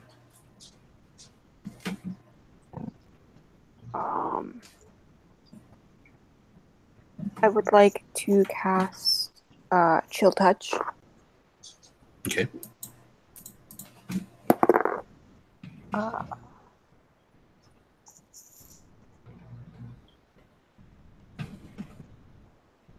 That's a 14. 14? Yep. 14 does not hit. Okay. So you try to manifest this again, skeletal looking hand. And the beast just looks completely unimpressed. It doesn't. It Justice fizzles. looks really unimpressed. He's a robot. I would assume so. At this point, it's its turn, and it is going to charge forward. What is its speed? 40 feet. Okay. This is going to be really late to ask, but who's like closest to the bridge and who's like basically who's closest to the beast based on Molly is where you probably were? the farthest away. She's not on the bridge. Molly's not Yeah. with you guys. Well, she is, Yeah. but she's not in the Well, line between the three of you. I went up first, Yeah, then Jordan, Shan- and then Yeah, Shan went up to Atalia first, so she's probably the Okay. closest, depending on how close the beast is. well, I'd be farther Well, across she would the be- bridge, right? No. You guys just made it to like the beginning of the bridge. You didn't get to it. So Right. Gunny and Italia would be the furthest from the beast because he's behind you. You guys approach them. Right. So it's probably Justice or It's Yuki, probably who's- Justice, because Yuki is probably closer to Gunny. Justice was lackadaisy behind, so it's probably closest to Justice. All right. I hope you die. Yeah. Just kidding. All right. Well, yeah. He So already it died is. once. It's going to Not like out of character. stamp its like hooves and then charge directly for Justice, trying to impale it with its Yuki horn. under her breath, I hope you die. My God. And It's like, you guys remember our friend Justice? Oh, she's dead now. Quit telling everybody you're dead. Justice, that is a 16 to hit. That hits. All right. Where's my damage dice? There you go. That is 15 points of piercing damage as he impales you with his horn. And I need you to give me a strength saving throw. Okay. Is that with a 20? D20, yeah. Mhm. Then your strength modifier, because I don't think you're proficient with them.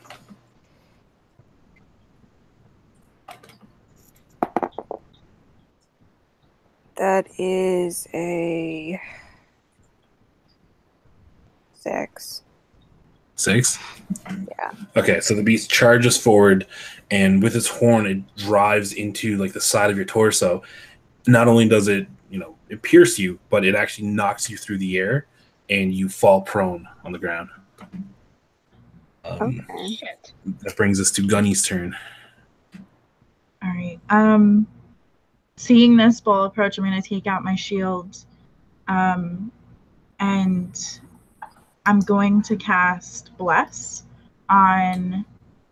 Let's see. I can do that up to 3 people, and Yeah. they can add a D4 to their attacks and their saving throws.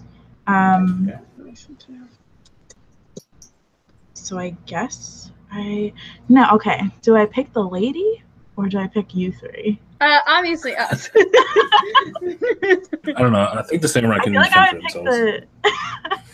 Well, okay, so Lady, me, Justice. Molly isn't very close to us. You probably don't even know where she is. Molly's not. I don't think Molly would be in range, really. Yeah. I would probably So, cast it on the 3 people around me.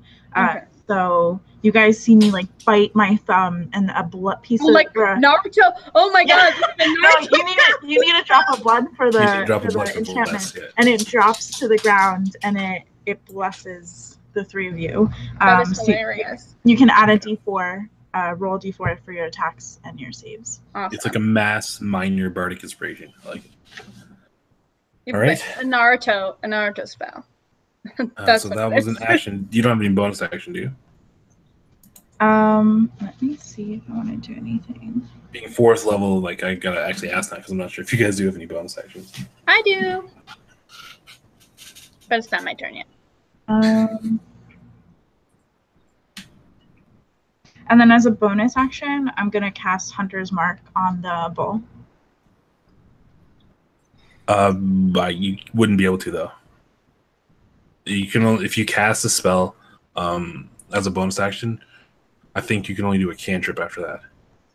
No, its action is bonus action. Yeah, no, it's not about speed. It's that you can't cast 2 like 1st level spells on a turn. Really? You can cast a spell and a cantrip, I think, but Oh, not you a know spell. what? I think, yeah, Hunter's Mark, you might only be able to do it after a weapon attack. No, you could do Hunter's Mark before. And so, yeah, you could do a full-length spell or a first-level spell, second-level spell as a bonus action, and then cast a cantrip, but I don't think you can do 2 leveled spells. Okay. Becky, if you know any better, you can correct me, because you have more experience than I do. No, I'm pretty sure you're right. Well, then I'm going to just, yeah, that's going to be the end of my turn for now then. Okay. That brings us to Molly's turn. So the beast How far away am I? I would say you're about 20, 25 feet away. Okay. Oh, yeah. Bless is concentration. You're right. And is anyone adjacent to the beast, or are they? Oh yeah, pretty much all 3 of them are, except for actually no, even Justice is, but she's on the ground. Okay, perfect.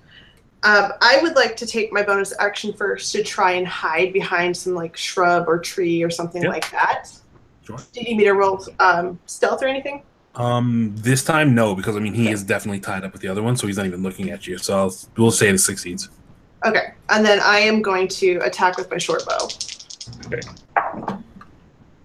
And that is going to be a 22. 22, I believe, hits. Yeah. Okay. I better. And then since they're adjacent and I'm hiding, Yep. I do get my sneak attack here. You certainly do. So that is going to be 18 points of damage, piercing. 18 piercing. Yep. All right.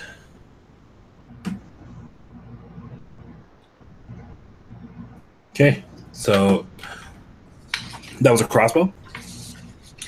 Short bow. Short bow. Okay. So yeah, you take aim with your arrow, and although the hide looks metallic, the arrow does actually puncture through in between one of the plates. The beast rears its head up, visibly affected by it, and incredibly annoyed. Yuki, your turn now. That's me. Okay. Is Justice in range of me? Justice is yes. Okay, so can I use my movement to put myself between the beast and her? Yeah, you could. That would be your movement, I would say, but yeah. Okay, so I do that, and then if I'm going to action surge, do I have to tell you before I attack or after? Yes. Okay, so I'm gonna action surge, and then use those actions to attack with my long swords. I also have fighting spirit, which I can take a bonus action to give myself advantage on weapon attacks and gain 5 temporary hit points. Do I say that now or after? Yeah. Okay, cool. So, first attack with the longsword. What's 14 plus 7? 21. 21. So that hits. Okay. And do I go ahead and roll the damage? Do you want me to roll the second attack? Just roll the attacks and we'll add up all the damage. Okay. Oh, am I supposed to be rolling this d4 with that? For the attack. That's something you can roll after you see your total. Okay. You can decide to roll it after. I'm going to go ahead and use this then. It's only No, for it's the not for attack, damage. not the damage. No, I'm doing it for the attack. Okay. For the second attack. And so that's 16. I don't think that one hits. No. Okay, so now I roll a d8 for damage. Yep. Where did it go? Here it is. Just grab the wrong one. That's 7 damage. 7? And just I rolled so a you 7. guys know, the D4 is for every attack or saving throw. It's not one D4 you get to choose whenever you want to use it. It's up to 1 minute you add that D4 to every attack or saving. Oh, really? Yeah. That's way better. Okay. Yeah. It's not when you burn. That's great. Yeah, it's not like the Bardic Inspiration where I think you can only use it the one time. Yeah, and then you got to do it again. Yeah. Yeah, I don't think I add anything to the roll, so that was a 7 for damage. Okay. Oh yeah, you said it earlier. Yeah, I got that. So Okay, cool. it's just the one hit. Yeah, the other one missed. So yeah, so you slice it across the face with your longsword. Right. You can see it like scratching along the side. So again, it does damage, but he's a very angry beast. Right. That brings Okay. to Italia's turn. Oh, sorry. I am in between this guy and Justice, so if he attacks anybody, he's gonna attack me before he attacks her. Correct? Possibly. Because I want to be in the line of sight. Yeah, but I mean, if it wanted to, it could still just move and attack Justice. Right. Fair enough. Yeah. But I know you position yourself such a way. Yeah. Okay. Question, Devin. Who's within 5 feet of me? Like, what are the other characters? Right now, basically everybody but Molly. Okay. Just so you know, I have the protection route with Paladin, where if a creature attacks someone within 5 feet of me, I use my reaction and they actually get disadvantage. Yeah. So that's one reaction per turn. Yes. So it's not everybody, right? No. Just one reaction per my turn. Right. Italia took a swing at the beast with her longsword and missed. She's drunk. Pretty much, yeah. Realistically, I should be rolling with disadvantage, I guess. She's like, come here. All right, so back to you, Justice. All right. I think I am going to burn a spell slot. Probably a good idea. Yeah.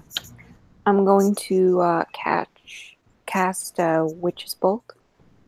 Witch's Bolt? Ooh, God, I love Witch Bolt. One of my favorites.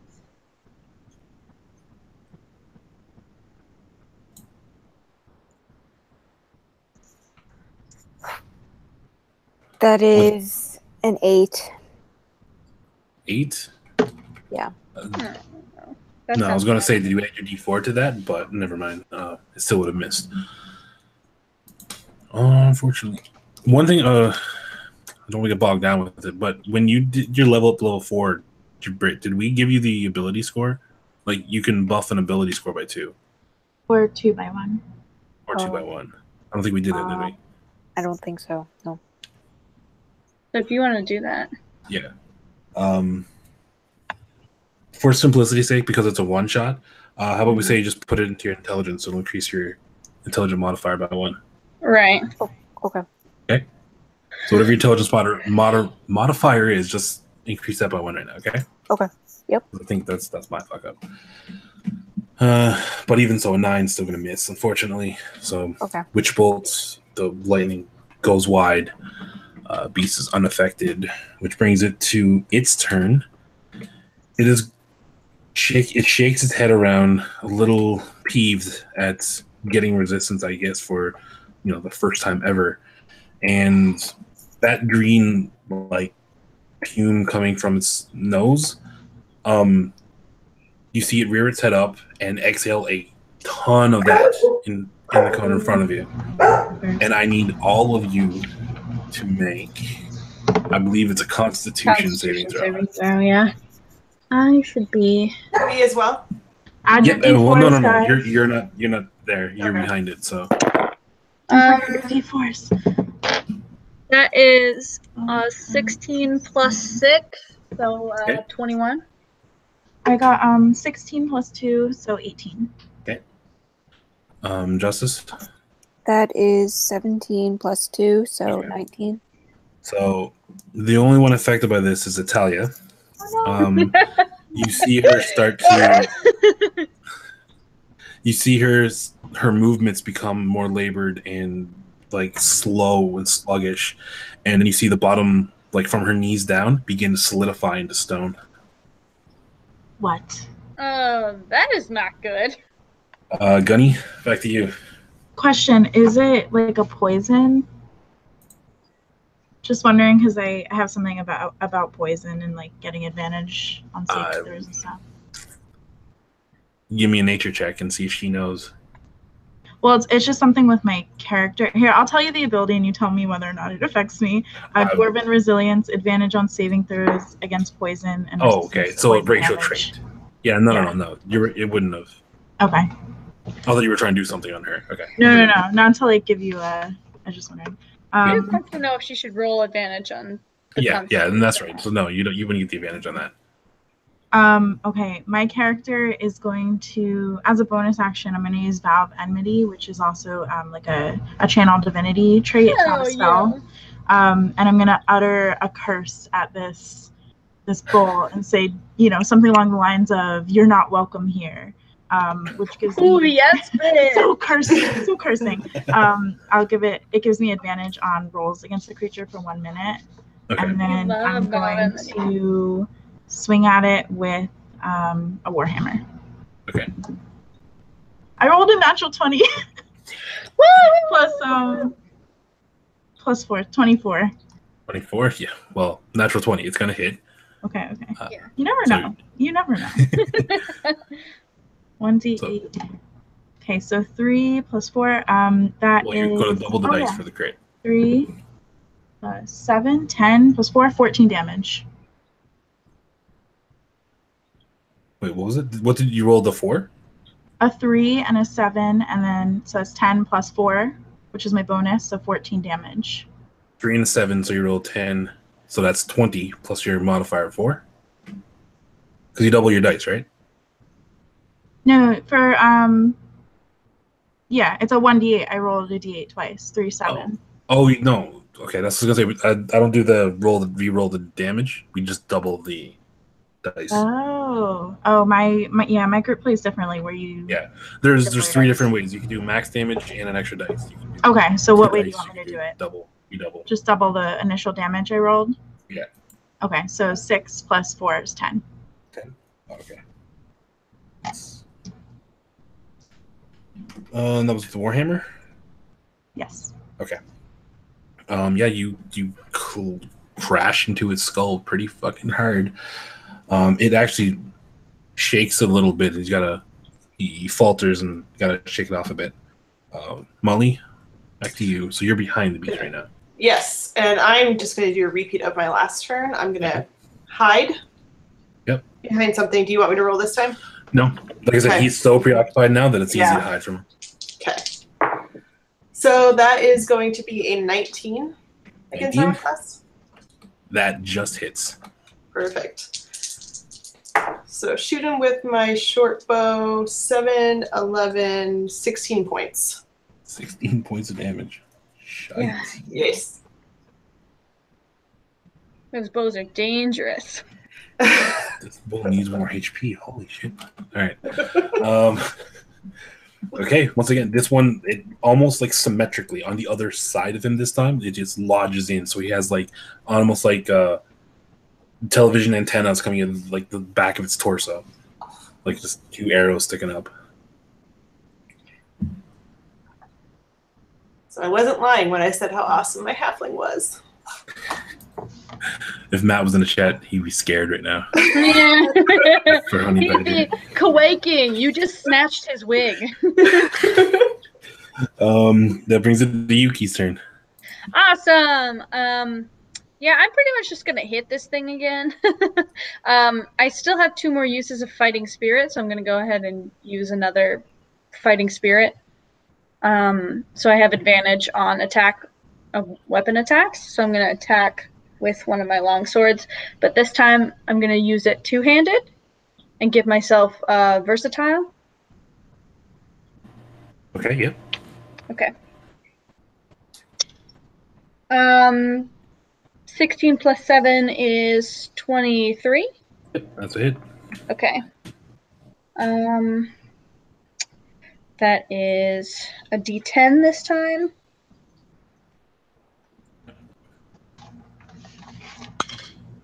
That is 10 damage. 10 damage? Yes. It is. It's taken a lot of these hits in stride, but it's not as sure on its feet as it once was. It's kind of, there's a bit of a sway to it that's becoming evident of him kind of losing his constitution, I guess. I see. He's swaying on his feet. Pretty much, yeah. He's on the ropes. Which Talia is restrained right now, and she needs to make another saving throw. Shit. That's so sweet. Is it like Medusa? Turns her to stone. So, Atalia, as you guys are in the midst of this battle, you notice again, from the knees down, it was like solidifying in the stone. That is extended up and has completely immersed her entire body. She is now basically a stone statue just standing in the road. Justice, your turn. Okay. I am going to cast what's it called? Chill touch. Again. Or at least maybe that. Oh fucking hell, are you fucking kidding me? You're not gonna live this down. I hope you know. Yuki's gonna continue to make fun of you if you keep failing. What did you roll? Right, that's a 3. Oh, beautiful, beautiful. Did you add the D4? Oh yeah. Even if you had a Not 4 that on it, you're getting a 7. Yeah, So yeah, best case scenario, she got a 7. It's still gonna miss. Justice. See, Shan, you guys are with. Shan got way too excited. She was like, "Oh, I know it's not gonna help you, but it's there." So, as you guys know, because you've been adventuring with her for some time, Justice is recently returned from the dead, so she's still a bit rusty with her magic. And she's probably a little drunk. In fact, yeah, she's woken up on the road before with nightmares of a giant spider just devouring her. Which, for those unaware, actually happened to this character in the main campaign for Booktube D&D, where Justice is dead. All right, that brings it back to its turn, and it's gonna. Hold on.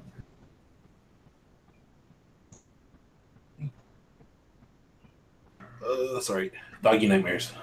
Aw. All right, so back to the monster's turn, and it is going to lash out at that human. They keep smacking it with its swords. Oh no. Not the dwarf, No, the human. That's what I want. I'm saying oh no anyway. On top of no, this is exactly what Yuki wants. Fucking come at me. Okay.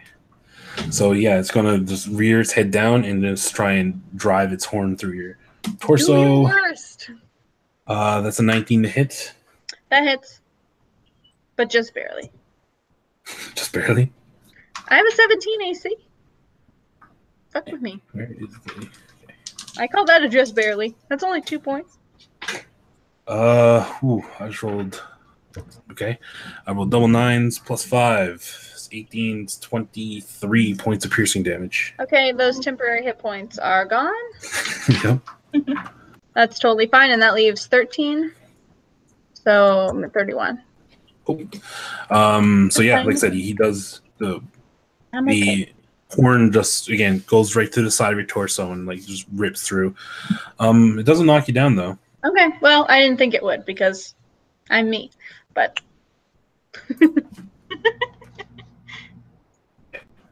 And Gunny. Okay. What do I want to do?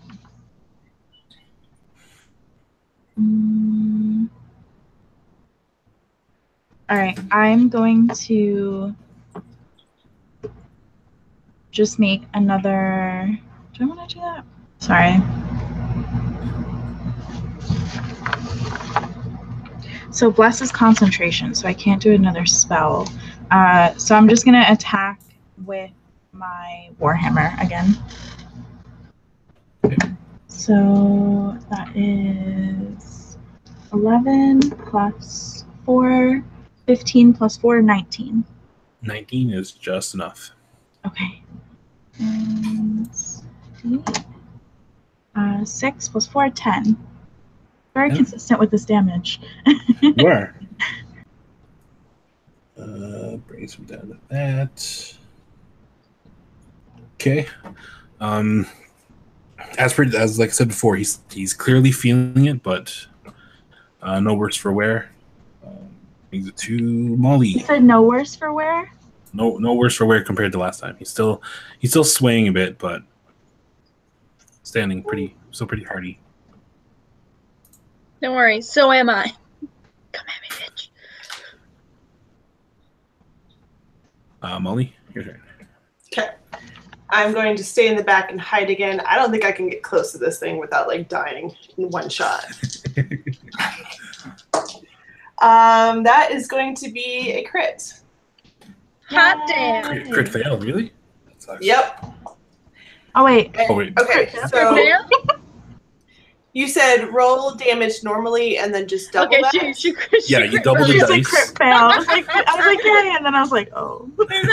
Yeah. Crit fail. Oh, Double like, the number on crit the dice and then add the Okay. modifier. Yeah. Okay, we're doing it that way. Yeah. Oh, that's a lot of dice. So 9, 12, 15, 19, 21, 26. Get it. At the beginning of this attack, you have 25 hit points left. You're So, welcome. All right, so Molly, go ahead. You can narrate the kill. How do Yeah, you how want do to do it? we do this? I line up my shot and it goes straight through one eye and out the other. Yes. Does it get over like Yeah. all over me? Because I'm So like the Yes. the rest of you notice like covered. up to this, Did you just up to ask this me point, about you, boogers all over you? No, gore from the eyeball. Gooey, gross. so up to like this point, you metal. guys You're the kind of were worst. wondering It's where still Molly has been this whole eyeballs, time. Shan. So You want what? Wondering up to where this you've point, been. the three of you guys have been wondering where Molly kind of was this whole time. You saw arrows being sunk into the bow, but you didn't Yeah. quite know where. Then all of a sudden, you see the little halfling run around the side and like leap and shoot the bow. It goes in one eye, out the other, and the beast just collapses to the ground, and then starts to like deconstruct. Yeah. I look at Until- Justice and I'm like, you're lucky the halfling had our ass I do a little bow. and that I was protecting you because you would have fucking died. What was that? I'm gonna like approach Italia and be like, what's going on with her? Oh yeah, just like tink tink tink. the stone figure just stares blankly in the direction it was staring before. She fucking failed, dude. Can I like roll a medicine check to see what the hell's wrong with her? Like, is she actually dead? Is she stoned? You could roll medicine. Yeah, go ahead. Okay. They get a +4. Oh, I got my dice. I Okay, can't be that's an 11 + 4, 15. 15.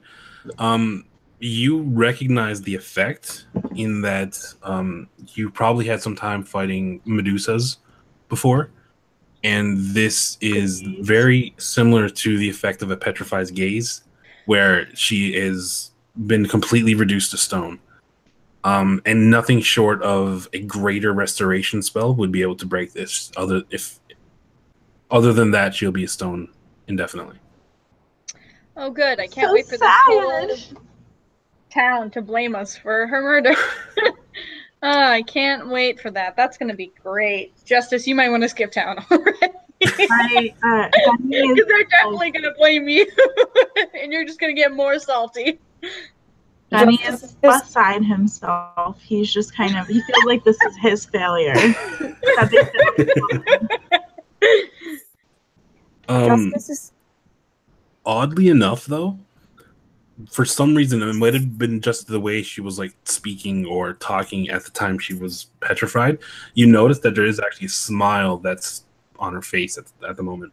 She was turned to stone. So it's like she is smiling right now as you're looking at her. Well, that's fucking creepy. well, she's probably happy She's she's But not also husband. peaceful. She's with her Well, husband. not She only died that, right over the river. which but is she kind of saw sweet. it. Like she finally realized that she wasn't crazy. You know, she's like, "There's Justice, what were you actually gonna some say? fucking thing out here." Well, I was gonna say before, Justice is kind of clutching at the like wound in her stomach, and she just looks at Yuki and just.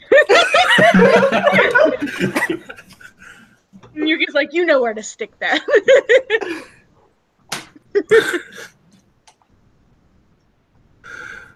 Oh god! All right. I bet Ryan is like beside himself. Check the chat. Speaking of beside himself. Oh, it's a sad face. He's on the road. I'm gonna go over and like inspect the beast. You said it kind of fell apart, or Right. am I able to see? like what's going on there? Is there any like, gears in it or anything like that? No, that's the real weird part. It's metallic in nature, and it's almost not hollow, but there's not really any like internal organs or any real organic material inside. Okay.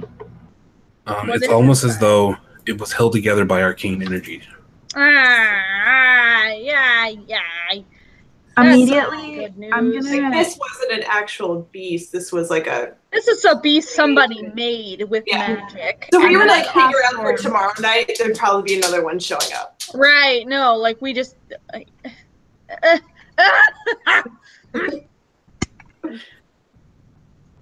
Can I cast detect magic in the radius around me? I think it goes out 30 feet to see if there's like, besides this thing, which I don't know if I would know is magic, but to see if there's anything else going on around us that there might be like a magical presence. Sure. Okay, I'm going to do that. So I can sense the presence of magic within 30 feet. Yep. So you look around, and the bowl itself has a faint glowish to it that is slowly beginning to dissipate. Okay. And I would also know the nature of the magic. Yeah, that's what I'm looking for now. I can't remember which type of magic it is that does this. I'm a very poorly prepared DM. But more odd is in the distance, coming from the direction where the beast came from. You're also sensing very. You also see, like, again, a faintish glow, identifying magic coming from the just outside, like the realm of what you see on the map there, just beyond the road, behind some trees. Oh, you're Strahd. I know. Putting the map back up. Okay. So basically just south of the watchtower. Okay. Like in the little clearing there. So you see. Is it moving? Like the. No. Yeah. No, it's not. Okay, so while you figure out the magic, I'm actually gonna go towards that. Transmutation. It is transmutation. I'm gonna go towards that glowing object, whatever it might be, and I'm gonna kind of wave them along with me. Okay. Okay. Question. Yeah. I have to use the restroom, but also it's been a couple hours. Are we gonna break and come back, or do you want to keep going? Well, no. I mean, I got to go to work in less than an hour, so we're just gonna finish it up. Okay. So this has been an accelerated version of what I had in mind, but that's okay. Okay, I am gonna take like a quick break though. I need to use the restroom too. Yeah, same. Yeah, that's fine. We can do that. We'll get to the climax after this. I mean, just no, the climax was the beast, obviously. So are we going to be doing another one-shot to continue the story, or do you think it'll all wrap up today? I don't know. I got to try and make it all wrap up because it's a one-shot. It needs to be a one-shot. This is an exercise on my part to try and get this to be a one-shot. If we would have started on time, it would have been a little more fleshed out. That's true. No 1.5 shots for you, Ada? The non-sentient manipulated beast, poor animal manipulated to die. That's what Ryan says in the chat. Is it really an animal, though? I mean, it's made out of metal. It has no internal organs. It's just... It's a beautiful bowl of beast. Oh, I like to it's think... It's literally a hunk of scrap metal. I like to think that I've been subtly, like, just fucking... in the background, Full Metal Alchemist, just it's in Devin's subconscious. Now he has to watch Full Metal Alchemist. No, I've never seen Full Metal Alchemist. Oh, well, that's my background. So I just actually really like that beast, and I've never been able to use it in a campaign before. Okay, that's fair. And it does kind of look like the thing in what is it? Is it Percy Jackson or is it Rick Riordan? Well, that's the same thing. Yeah, that's the same thing. Hello? Percy Jackson. Yeah. Hi, George. Yeah, I think that's Why Percy are you talking Jackson. about Percy Jackson? Don't they have those like What? animated beasts? In Isn't there Percy an animated bull in Percy Jackson? What? In the movie, there's animated like a metal bull that attacks the camp. I believe so. Yeah. Okay. Like there's like, but it's like steam and stuff, like Roman, like Yeah, steam. yeah. It's like Yeah, that's Yeah. in the books too, I think. I think it happens later on in the books and earlier in the movies. Charmed Pluto just got in. Here for That's- the D&D nonsense. Who's that? That's my That's your boy? yeah. Nice. I knew though. So, as Gunny directs you guys towards near that south of that watchtower, you get closer. You Where actually the magic was again? Sorry. was transmutation. Transmutation. Now, actually, the magic you're going towards now is not transmutation. Transmutation was on the beast. What you're going towards is more evocation. And as you get closer, you hear moaning and Like good just- moaning or bad moaning? no, like Oh, distress. As you guys round, what? I'm just like talking to myself. As you guys round the watchtower there, you see Briefwildir laying on the ground with like a scorched burn mark on her torso and Who? holding his head. I knew Briefwildir it. is the She's daughter daughter. of Lady Shay. Fucking knew it. Is she What? dead? She's very- hurt. Confused. When you stepped away for a second, Lady Shay's husband and daughter came in. Oh, okay. Now, okay, where's okay. where's the glowing object? Is that Well, it was the glowing is just the detect magic spell itself. So you see a burn mark on her torso, and the magic you sense was evocation. Mm-hmm. So basically, she's been hit by some kind of magical flame, and she's on the ground. Well, somebody better lay hands. Yeah, I'm gonna use lay on hands. Okay. And How much? I'll use 4 and see like how she's doing. And then I'm gonna use 4, see how 4. that affects her, and then I'm gonna ask her where that flame came from if somebody was attacking her. The 4 pretty much does the job. She feels a lot better. She is able. She takes a deep breath, and it doesn't hurt. Mm-hmm. She seems pretty shaken. She said she heard a noise and came out to see what it was.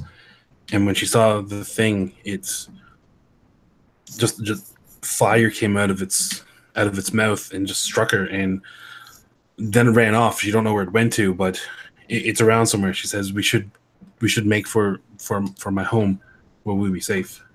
What direction did it run off in? She points towards the bridge. Okay. And where's your home? Shea Manor. Yeah, I was about to say. We've been there. And they So call me the dumb one. Come on. I know it's me. In real life, though. What, Justice? Can I see if can I make I want to see if she's lying. Oh, Insight check? Ooh, Yeah. Yep. So D20 at your insight.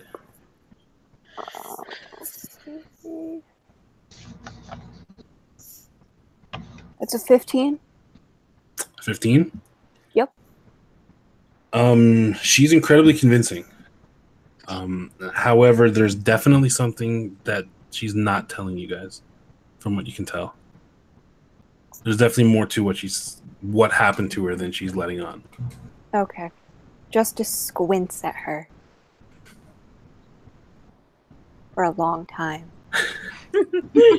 Yuki looks at Justice and is like, how many times do I have to tell you not to be an ass in a given You scene? shut up. Do I notice her squinting at the girl? Yes, because Briefo looks at you and says, "What's wrong with your friend?" And I said, well, I don't know what's wrong Which with list her. do you want? She's got a condition. I say, I don't know. She just is angry. And then I turn to Justice and I say, what's the problem? She's not telling us something. What do you mean? There's nothing more to say. Yuki crosses her arms and is like, look, kid, we can't help you the best if you don't tell us the whole truth. I'm going to be that dad. I'm going to be like... I ask her if there's more... I asked her if there's more that she can tell us about the creature that attacked her, or person that attacked her. The creature, I'm sure it was the beast. Listen, we can talk. It's just we should get off of the street. We should get into safety. Look, we just killed the big thing. I think we're fine. I told her we just killed a beast. Are you sure that this thing looked like a beast? There are too many beasts in this story. Well, no. Like I said, she said she was attacked by the beast and then ran off towards the bridge, where you guys were standing. Oh, okay. Yeah, no, we got rid of that guy. I asked her if there's something else she's seen or is not willing to tell us. Well, obviously there is, if Justice says so, and Justice doesn't care about anything. She cares about this, and it must be true. Britt's face right now. Well, in killing me. Her folder, she's Elven, isn't she? She is, yeah. Okay, I look this girl straight in the eyes, and I tell her, there's a woman back there dead on the bridge. If there's something you're not telling me, you need to tell me now. And I guess I'll roll to persuade her. That sounds more like intimidation. Yeah. It kind of is. Okay. What do you want me to roll for? Well, no, you don't really need to roll. She's fairly, spooked as it is. There's, I don't understand what you want from me. I was just out to see what was happening, and this thing attacked. Like, I don't know what your friend is referring to. Oh, I'm sure you don't. Let's bring her back. Okay. I agree with that, and I said, okay, we'll take you home, but if you remember anything that you think is important for us to know, you need to tell us, and then we'll escort her back. Also, before we head out, can I look around the area we're in and see if there's like any footprints, anything else that might signal like some other human was here or a different creature? Give me a perception check. Okay, perception. +2, 14. Okay. You do notice that there is, it's part of the town, so there's going to be foot traffic, like signs of it anyway. Yeah. But recent disturbed ground, you see a couple of tracks heading to that actual watchtower. And there's a couple more towards the tree line where you found Brifo laying there. Mm-hmm. So you can discern that there, if not are people around, have been people around very recently. I turn towards the girl and I point at the tracks in the ground and I say, these definitely didn't belong to the creature. Who was with you when you were hurt? She breathes heavy. I can explain. And then she reaches in to a pocket and pulls out a piece of parchment. Okay. It's a scroll. She unwinds it and begins to read. It's weird what she's saying. It's fairly unintelligible language. And then as she finished reading it, she starts moving her hands in very... She's casting a spell right now. Yeah. I reach out and try to grab her arm. And I say, what are you doing? I move in front of Justice.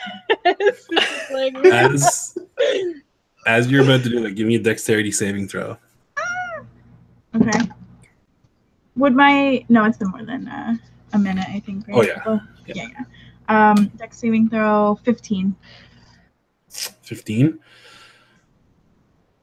Okay. as you reach the stopper, a crossbow bolt flies at you from the top of the watchtower. And it doesn't hit you. You manage to see it and turn in time to not get hit by it. Okay. But the scroll disintegrates in her hand, and this surge of negative energy just flies from her and crashes into you. Okay. I knew we couldn't trust that little bitch. Anybody trained in Arcana can make a check to recognize the words she was saying. That's probably Justice. Yeah. Definitely not. If I was acolyte background, let me see. Oh no, I have a. I'll tell you what. If you have a decent intelligence, if you have like more than a 14 or 15 in intelligence, you can make the roll too. No, that's not me. That's not me.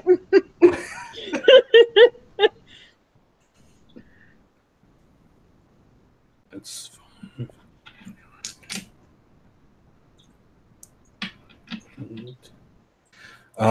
So yeah, if you guys, no one is able to do that, a burst of negative energy shoots from the scroll and crashes into Gunny. Lovely. I need you to make a Constitution saving throw. Oh no. Okay. Oh no. 17 plus 4, 21. 21? Okay. That is enough. That's enough. So you're going to take half damage on this. Oh man. So you take 34 points of necrotic damage. What? Oh my god, that's so much. What a biatch. Hold on, I'm gonna use a calculator for this. Player knowledge, that was a scroll of Finger of Death. 7th level necromancy spell. I knew I couldn't right? trust that little bitch. What? I mean, none of us trusted her. It's a 34, right? Not 34, 31. yeah. 34. Okay, I got you. And that was half I damage. knew when Devin said she was convincing instead of telling the truth. No, she was convincing, but she wasn't being honest. Convincing. Yeah. Yeah. So you believe her. I gave her a charisma check to see how convincing she was being. I was doing her a deception check against her insight check. So Justice succeeded, but not by much. As the blast hits me and I realize like this girl is like definitely our enemy, I just like share a knowing look with Justice because she knew all along. Silverfold, what's I'm her name? dying, but it's okay because you knew. Berfolder's still here though, right? Briffle is still Can we there. attack her? And as Like tie her up or the something? watchtower, two elvish men leap from the watchtower and land full on hero style on the ground. Two more emerge from behind the trees there. Oh, fun. Oh wow. She looks at you guys. She's like, you're what's wrong with this town. She's the racist. She's the racist. Diver was so much more important to this world when we would close our borders to people like I'm you, gonna have to interrupt things you. like Guess you. What? You're about to not be important. She just called us things. So one more time, roll initiative. Fuck yeah. Let's kill her rude ass. That's the fucking 20. 18 plus, I get a 20. Oh wait, I didn't get a natural 20. I get an 18 plus 2 though. I rolled a crit. Okay, so what's your actual initiative though? My actual initiative? Yeah, 20 Plus plus. your bonus. It's 20 plus dex, right? Yeah. 21. Okay. Justice? That's a 15 in total. Okay. Molly? 14. And I got 22. Yep. So Yuki's gonna go first. Yes. So first she's going 21. versatile. What? She's 21? within. Hold on. You said 21? What? Was your initiative? Yes. Oh, I'm sorry. Sorry, Gunny goes first. My bad. Okay. I thought you said 23. All right. Oof, I gotta think of how I want to do this. I'm gonna. So there's two elves coming from the trees, two jumped off from the watchtower, and Briefo is in front of you. All right, I'm gonna, as a bonus action, cast Hunter's Mark on the girl. Okay. And then I'm going to attack her with my Warhammer. So I get an extra 1d6 on attacks and saving throws. 15 plus 4, 19. 19 on Brievo? Yes. Okay, yeah, that's a hit. 4 plus 4, 8 damage. Okay. I don't think that's on the damage. I think it's just All right, yeah, so you take a mighty swing, cracker in the gut. She like does keel over a bit, and then gets up and swears at you in Elvish. I can understand Elvish. What did she say? Yeah, me too. It's just swear words. I'm basically, fuck you, bitch. Like, wait, I wrote down my thing. It's 1d6 extra damage, not advantage on the attack. For Hunter's Mark, yeah. Yeah. So add an extra 3 to the damage. Okay. So yeah, like I said, she does. She swears at you in Elvish. It translates again, like, fuck you, all that stuff. Lovely. I don't actually speak Elvish to tell you. Yuki, it's to you now. It's me now. I'm going to still two-handed, fucking just cut her down with this sword. Do it. And I am going to use, well, never mind. Okay, let's do this first. That is a 17. 17? Yeah. Okay, you swing with your sword, and it looks like it's going to, like, literally cut her right in the neck and cut her head off. Right. At the last moment, she gets her left hand up, and there's, like, a brooch on her wrist. And she says an arcane word, and this light of energy comes out from it and crashes into your sword and blocks it. Right. I'm going to use a bonus act. I'm going to use Second Wind as a bonus action to gain hit points back. Yep. That's a D10 plus 4. It is, yeah. There it is. Okay, that's 12 altogether.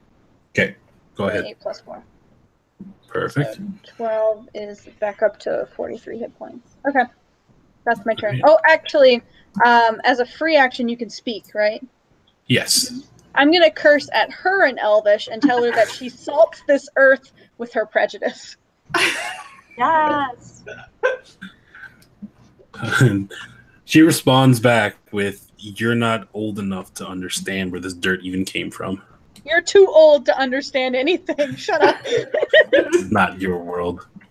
So it brings her turn.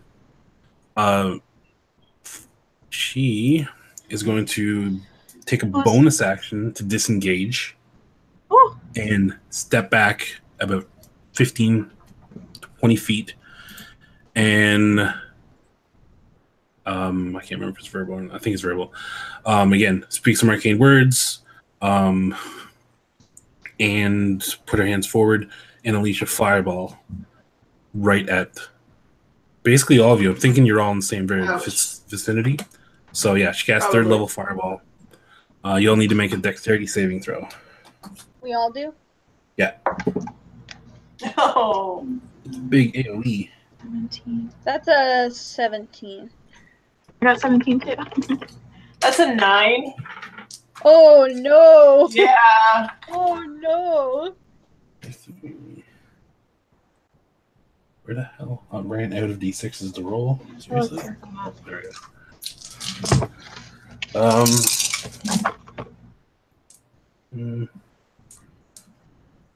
18. Are all of them within 5 feet of me?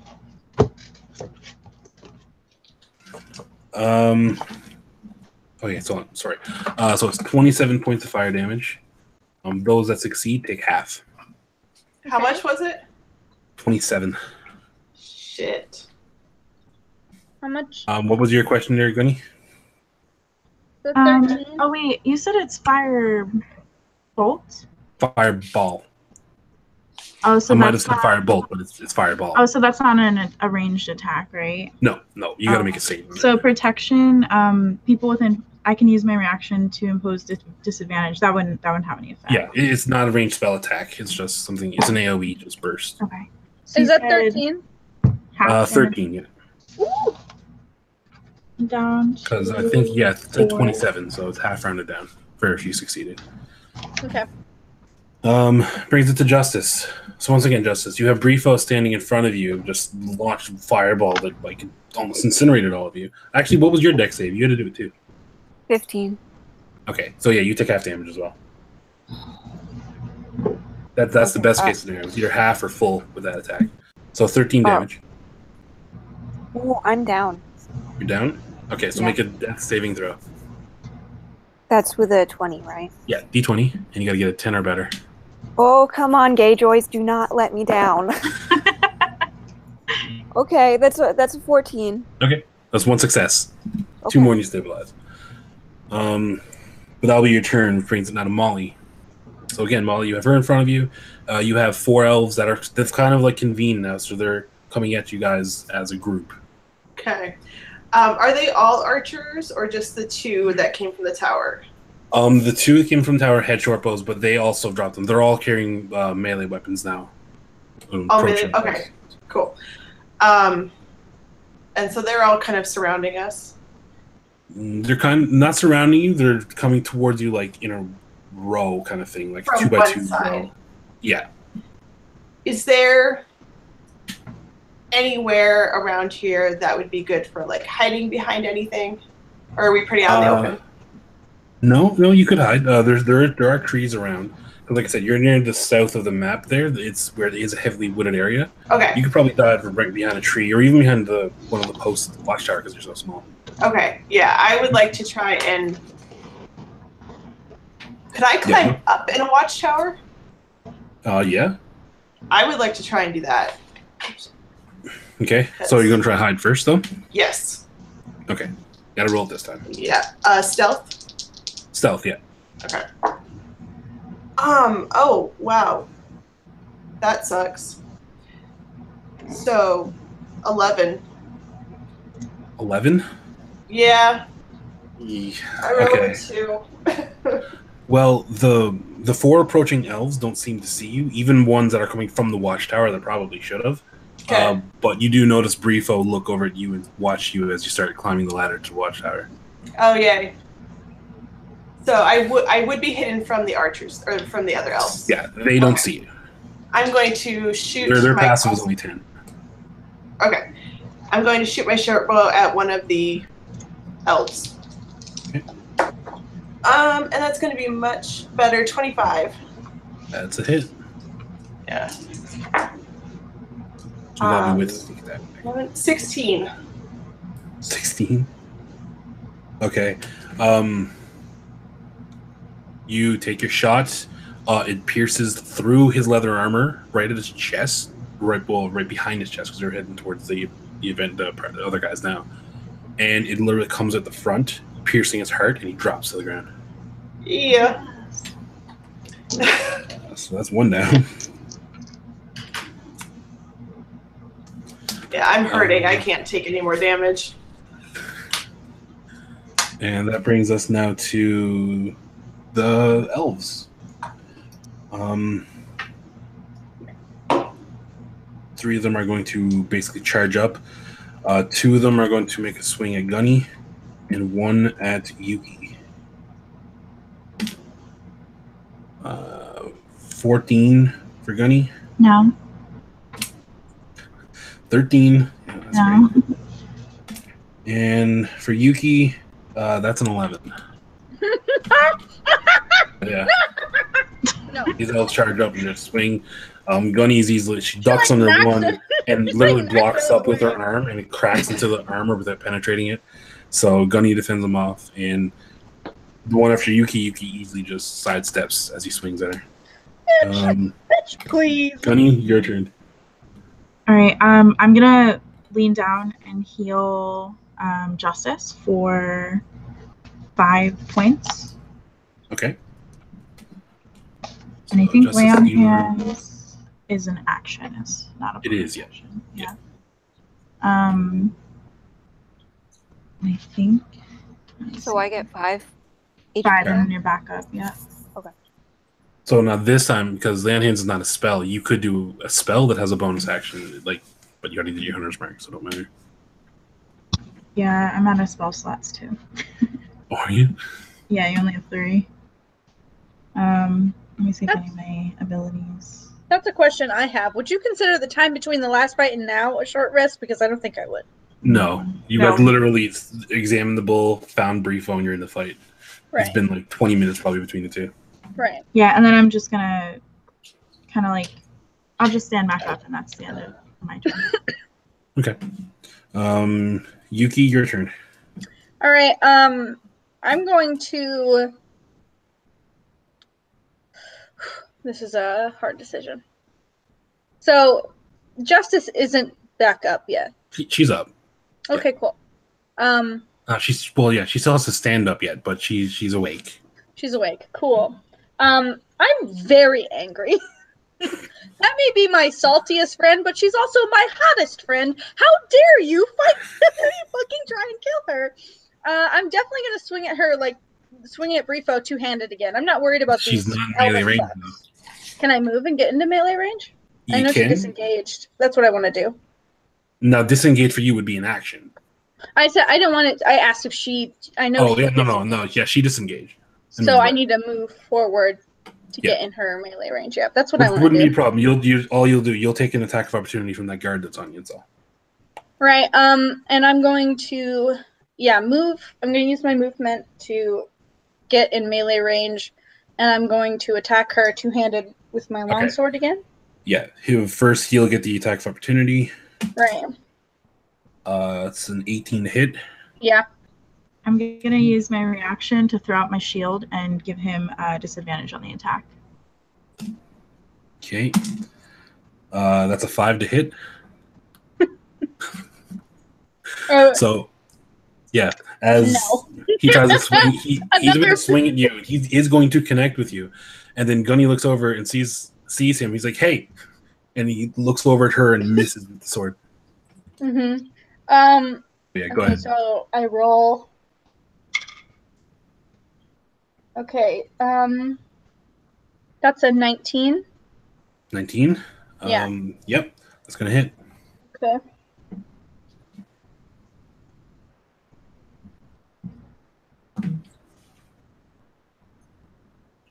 Sorry, I gotta find it.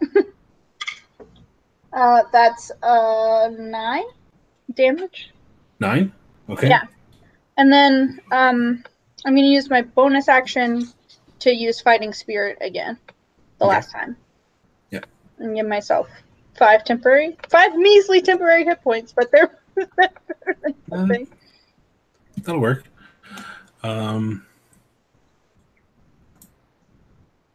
She is real quick, Justice. You're a tiefling. Aren't you resistant to fire damage? Oh, she is. Yeah, she is. So you only should have taken 6. You would have taken a quarter damage. Yeah. Well, no, she would have taken half of the 13, so yeah. Yeah. Yeah, so a quarter of the original. Shut up, Shane. Yes. So you should have like one person that's like 6 or 7 more hit points than you currently do. Right. You should have like 6 Well, more. I would have been down regardless because I was at 8. No, you would have. No, you would have had 2 left. You would have only. Yeah, you would have had 2 left. You would take 2. So give yourself 2 hit points. Okay. Good callback. I forgot she was a tiefling. Yeah. My husband came up and pointed it out, actually. Oh, thank you. He's watching the live stream. So she just got like 2 attacks. What? She wasted her 1 round doing a death saving throw. That she didn't really need. That's true. Yeah. So yeah, Justice, if you want to make another attack, go for it. Okay. Sam's in the chat. Hey, Sam. That's a 15, Dev. Hi, Sam. 15. Hi, Sam. Same as earlier when Yuki hit her. This time she puts her left arm up the brooch on her wrist shines with its glowing energy, and this like arcane energy just stops your attack from connecting. Okay. But yeah, she is going to look at. I think it's going to be Gunny and Yuki again. Yeah. She's going to speak some arcane words, do the proper hand movements, and cast a 2nd level Scorching Ray at 3rd level. So it's going to be 4 rays in total, 2 on each of you. Okay. What is it doing? So it's basically a rays of fire coming at you, 2 each. Is it an attack roll or is it a save? It's an attack roll, yeah. Okay. First one on you is spellcasting modifier 17. To who? On Yuki. Yuki. My AC is 17. Does that mean she wins or she loses? It does. It is. She Yeah. hits. Okay. Ooh, and that's a crit 20. I have second chance. Make enemies reroll 1 attack per initiative. All I'm right. going to use that right now. Yeah. Clutch play by the halfling. That becomes an 11. No. All right. So for that one you Halfling took, to the rescue. that's 6 points of fire damage. Okay. Then Gunny, you have 2 on you. That's an 11. And that's a 19. That hits. Oh, I'm down. I'm probably down. 7 points of fire damage. Yep, I'm down. You're down? Wow, you guys are babies. I did take like 30 something in one hit. So. Yeah. Oh yeah. I don't necessarily forgot about that. baby. Sorry, I forgot. But like after Britt was like out by a fucking 13, I'm over here like, what the fuck? For context, for anybody Where did all these that points go? doesn't know this, a 7th level spell, you need to be level 13 to cast. And that's what was cast on Shan. Yeah. And I took half damage. Like, That's what I'm saying. It was 64. woo. That's her turn, though. So Justice is back to you. So the 3 approaching elves are still pretty much lined together and clumped together in a group. Okay, so are they all kind of like clumped together? Would they be in 90 feet of each other? They would. Yeah. The only one that wouldn't be would be Briefo. She's not in range. Well, she wouldn't be in the same kind of cone. But I am going to burn another spell slot. uh-huh. I'm going to cast Sleep. Hopefully. Oh, okay, yeah. God willing. Yeah. Does anyone Yeah. have silence No, for a spell? fucking son of a bitch! Okay, but it's not a d20 roll, Britt. Oh, okay. I withhold my rage. Sleep, you roll, I think they're d8s. You roll a bunch of them, and you add it together, and you get to put... Who is she casting this on? Yeah, you get a pool. You get a pool of hit points, and No, then no, you no, get I'm to- serious. Who is she I know. casting this on? She's trying to cast it on the 3. elves. Aren't elves? Can't elves not be put to sleep or charmed? By magical forces? No, they can't. So if she's using sleep, it wouldn't have worked anyways. Well, it still would have worked because, well, no, you and Molly are in range of it. Well, I mean, obviously us, we would be put to sleep. But what I'm saying is, she shouldn't cast the spell anyways because elves can't be put to sleep. Uh-huh. They're resistant to sleep and charm. Do you have silence? Britt, Does anyone have silence? elves are resistant to sleep. They don't get. Okay, well, obviously I did not know that. Yeah. And there's no reason for Justice to have known that either. I mean, so fair enough. I'm just saying. this is what You're we call a basically rolling to metagame. put us to sleep. That's what I wanted Yeah, to but does Britt know like how this spell works as far as the range? Because I think it. Do you get to choose if it affects people, or No, it has you don't to get to affect choose. people in the range? It affects people within the radius of it. Oh, I can't And wait to be put the fuck It starts from the lowest numbered hit points to the highest. But Please she don't could cast target this it in such a spell. way that's only going to hit them. So, yeah. Do you have silence at all? No. Does anyone have silence? That would be an awesome spell to cast on this podcast. Shut her up. But yes, even though it is legitimately the definition of metagaming, Britt, you can change your mind and do something else if you'd like. Right. No. Because we are okay, coming close on the half hour. No, for the sake of we're time, I don't happy mind about doing Okay, something else. okay, fine. I'll roll again.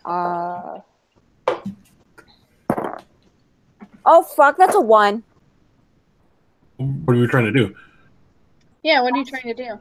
Chill hand. Oh, chill touch? Yeah. Okay. Yeah, no, it fizzles. You That keep brings like, it get to your shit together, man. Molly's turn. I can only protect you so long, my dude. Sorry. Okay. So, Refolder knows I'm up here, right? Refolder knows, yes. Brifo Yeah, knows you're there. Is she adjacent to any of the others right now? They're right next to her, right? Not within 5 feet, no. She's damn like it. with 15 feet back because they're in melee now with Yuki. Okay. So I can't use my sneak attack on her. But I thought, didn't Yuki go up to attack her? I did. I moved. That's to, right. Sorry. Yuki's in. That's right. So really, the there is guards are someone- just waiting. Okay. So I would have adjacent. I'm going to go ahead and shoot Refolder. Yes, because you have a friendly within 5 feet. You'd still get your sneak attack. Yep. Yep. Okay, that's right. That's probably not going to hit. That's an 11. 11. No, that does not hit. Yeah. Okay. She Cool. manages to avoid it. Easily. Not that easily. You'd be surprised. If not for the shield, she'd be Okay. screwed. Okay, that brings it to the guards. With Yuki not around, 2 of the guards are going to go up to Justice. The other one is going to just take a shot at Gunny on the ground because she's there in front of him, or he's there in front of him. I take a death. So that's a fail on your death saving throw. Yeah. And the other 2 are going to swing at Justice. Poke me when I'm down. How rude. That's a 10 and a 19. 10 doesn't hit, 19 hits. All right. No, that was a D6 for that. 6 points of damage. Slashing Okay. damage. That's a 1. I'm at a 1. This is going great. This is exactly what Devin wanted. Gunny, death saving throw.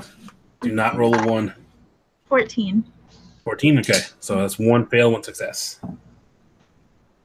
Yuki, Yes. your turn. I'm gonna move back to protect the squish, the dying and the squishy. So are there are elf guys, right? Yes. Yeah. Okay, so if I move back in their space, where are they and how many of them are there? And in what formation? The 3 guards. Yes. They're basically kind of like line up now. 2 of them are like on Justice, and the other one is next to him, just poking at Gunny. Okay, I'm gonna focus on the ones on Justice, and I'm going to hit them with my longsword. If once I'm in melee range. Technically, Brifo's going to get an attack of opportunity, but that's not going to do much, I'd say. Yeah, no, never mind. We're good. Okay. Okay, what is 19 plus 7? 28? 6. 26. 26. That's going to hit. So that's another D10. That's 8 points of damage. 8 points? Yeah. Okay. You strike him really hard. Thanks for He almost looks like he's seeing stars. He doesn't know what's going on at the moment. That's how hard you literally shook him with it. Anything else? I don't think I have anything left to do. I think I'm out of everything. Okay. Brifo's turn. She is getting frustrated, and now that she's free from people nearby, she reaches into her pocket again and pulls out another scroll Oh, we're fucking dead. and begins to read. Yuki looks at Justice and is like, "Goodbye. We're all gonna fucking die. I hope you were happy with how mean you were." Based on what you heard before, she is reading the same incantation she read earlier. Ooh. However, this time, when the scroll disintegrates, when it vaporizes, negative energy starts to boil up in the area in front of her chest, and then as she tries to expel it, it just fizzles and goes off in every direction. Yeah. And Okay. she swears She again failed. in Elvish. She failed. Oh, She's not a 7 When you cast a scroll that's higher than your level, you need to make a roll to see if it's successful, and she failed it. oh God! So- She turns to Justice and said, "I shouldn't have said any of those nice things to you. You weren't acting good." We all saw our lives flashing from our eyes right then. Forget what but you yeah, that heard. brings it to Justice. Your turn. We're not dead yet. Okay, I'm going to cast Chill Touch. Okay. Is it 15? 15 on one of the elves or on her? On her. Briefer. On her? Yeah. Same thing happens as last time this happened. She puts up her arm, burst of energy. It literally deflects the hand as it's about to suck the life out of her.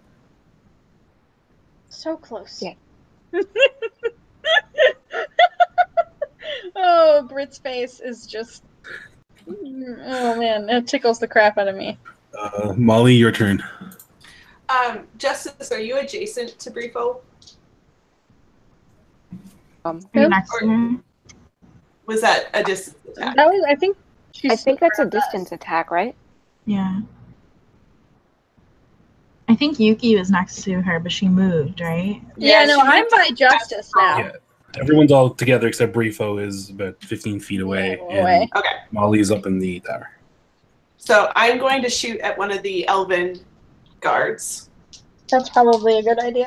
Yeah. 23.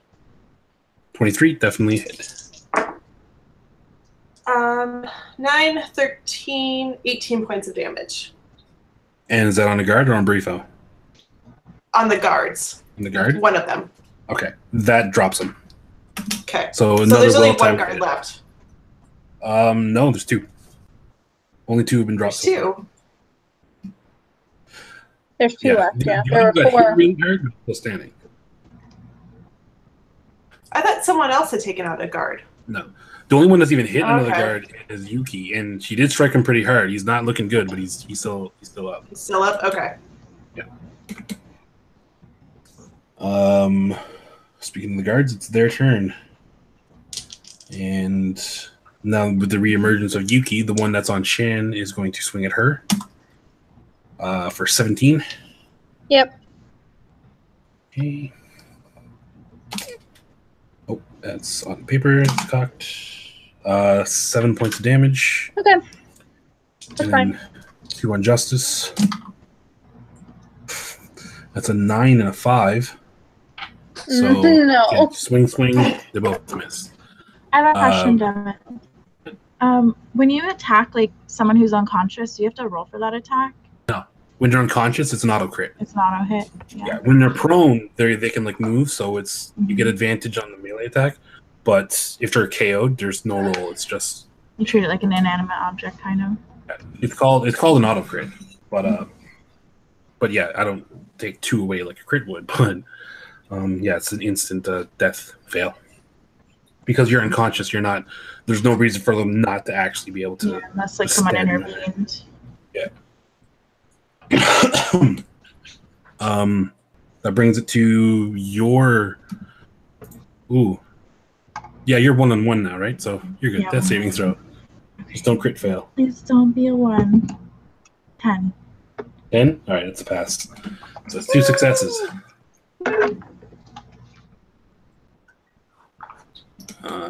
Yuki. Yeah, that's me. I'm gonna hit the guy that I just hit again. Boom. The one that swung back at you. Say, stop fucking hitting my friend, you gigantic asshole. Okay, that is 13 plus 7 is Modified 20. Yep, that's perfect. That hits. Okay. And that is 7 points of damage. Between that and the last hit, that is enough to knock him down immobile. He is gone. Yes! So you first turn, you cracked him in the head and made him wobble to the right. So he turned around, swing at you. You get hit by it, and in your rage, after a response, crack on the other side, and he drops to the ground. Jackass. Grifo. She better not try this shit again. I am getting tired. Those scrolls are expensive. I don't think she has another one. I was gonna say she can only have so many. Yeah. You She stolen actually. her stuff, Becky. She's By the way, Yeah, you should have tried to steal from her. Devin would have been so mad. He's like, now you have 2 scrolls of Finger of Death. How do you feel? Oh my god! I can't imagine how this game would have gone if that happened. That would have been so funny. trying to pickpocket her, and you're like, why does she have these? All right. I don't even know if I would have been able to read them. Grifo is starting to see that the real problems come from the watchtower. So she casts Magic Missile, No, first she level. Magic Missile up at Molly. So we'll roll 3 darts. She wouldn't happen at like disadvantage or anything since she's below me. Magic Missile. If it wasn't Magic Missile, probably.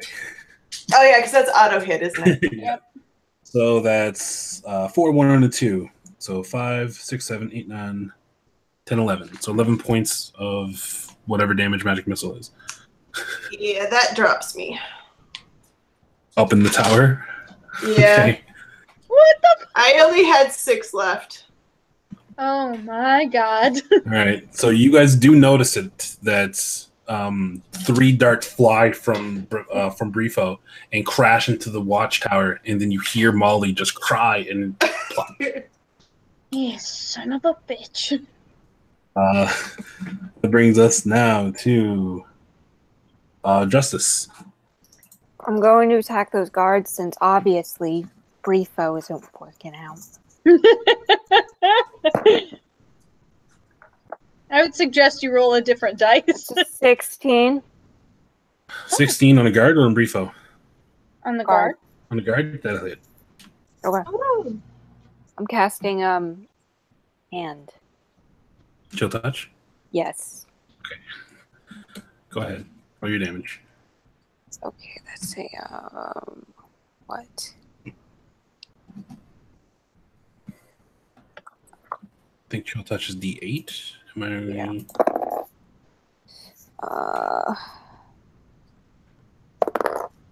Oh, that's a 8. 8 max damage. All right. Yep. All right. So yeah, this time the skeletal hand you've been trying to formulate through most of this fight forms and grips around the guard and starts sucking the life force out of him before it dissipates. The guard starts breathing really heavy and is kind of pale and really like horrified at the experience. Molly, death saving throw, please. Yeah. 14. Lord. 14? All right, that's a pass. I live on one more round. All right, the final remaining guard is going to swing at the source of that skeletal hand No. and roll a natural 1. Oh, he hits himself. He swings with a sword and then fails his dex saving throw, so the sword actually goes flying out of his hand. Ooh. That's a whole lot of fail on It's a parade. Gunny, one more death saving throw. All The right. last BB, one. come on, hopefully. BB. Don't be a one. Don't be a 1. 20? 20. Yay! Seriously? Yes, All I'm right. stable. No. You crit succeed, Oh, wait! you get a hit point. I go up to 1, right? Yes, you get a hit It's like, point. I'm able to stand up. Woo! You're so battle driven to get back into this fight that you actually I forgot. poke yourself out of unconsciousness and come up and like look around ready to fight. Oh my god. Or ready to heal yourself. I thought they were just gonna keep stabbing me and I was gonna die. They would have if you didn't show up. Yeah, if they weren't If there. you didn't come back, you'd be dead probably. Oh my god. All right. Well, I feel like I'm gonna just like. I only have 1 hit point. All right. Is it? Yeah. Do I don't get a turn. That was my turn. No. That's the end of your turn. You do a saving throw. So Do I get you to can. move? Oh yes. You still move. Okay. Nobody's on me, right? Is anyone within 5 feet? Yes, actually, they technically would be, but I mean, they're concentrated on Yuki. But they are within 5 feet of me, right? Yeah. Okay. I'll just stay where I am. Yuki, your turn. Okay. It's only the one guard now in brief on this left. Only the one guard left. I'm going to fucking stab him with my sword with 2 hands. That's pretty much it. I don't think there's anything else for me to do. That was a 12 plus 7 is a 19. 19 will hit. Okay. That's 5 damage. Oh no, okay. I rolled the right dice, sorry. Yeah, it's 5 damage. 5 damage? Mm-hmm. Okay. He is barely able to stand as you drive your sword through him. But he is still standing. But even not holding a sword because he doesn't have it anymore. He does reach for a dagger that he has in his belt, but he's having difficulty just holding on to the grip of it. Molly, another death saving throw. Yeah. No. Sorry. Briefo's turn. Okay. No. Watch me just get wiped out again. I know. She's going to reach into her pocket, reach into her little satchel, Another squirrel like. pull out a bottle, pop the cork, and knock it back. Of course. No. Kidding me. She starts to feel a little better about herself, and you can see she looks slightly dead. revitalized. Jesus But Christ, that is her turn. die. Drinking potions in action. So Now I'm gonna do my death saving throw. Yeah. nope. Justice first. Oh, right, justice. Yeah. We are so messed up in our initiative is. Oh, that's a 20. Yeah. Are you going? All right. Are you going for Briefa? Normally, you're supposed to say what you're doing before you roll the dice, but I'm assuming it's just touch again. Yep. Okay, so roll your d8 and double it. Who are you trying to hit? Briefo. Okay. Are you saying that because it's a crit, or is this what you're doing? That's totally what she was going to do. Let's not ask that question. No, I'm asking the question. Are you saying that because it's a crit? Yes. Then you attack the guard. Okay. Well, he takes 4 damage. Did You rolled a 2? What? You rolled a 2, did you? No, I rolled a 4. Oh, then he takes 8 crit, damage. so- He's crit. Oh, okay. So that is enough to literally suck the life out of him to the point where he looks like just a skeletal being, and he drops. Dead? Okay. He's dead. Cool. Now, Molly, a death saving throw. Okay. Please. That's a 4. 4? Alright, that's a fail. Gunny, it's back to you. All that's left is Briefo. Oh. You guys can do it. I'm cheering you on Well, beyond the grave.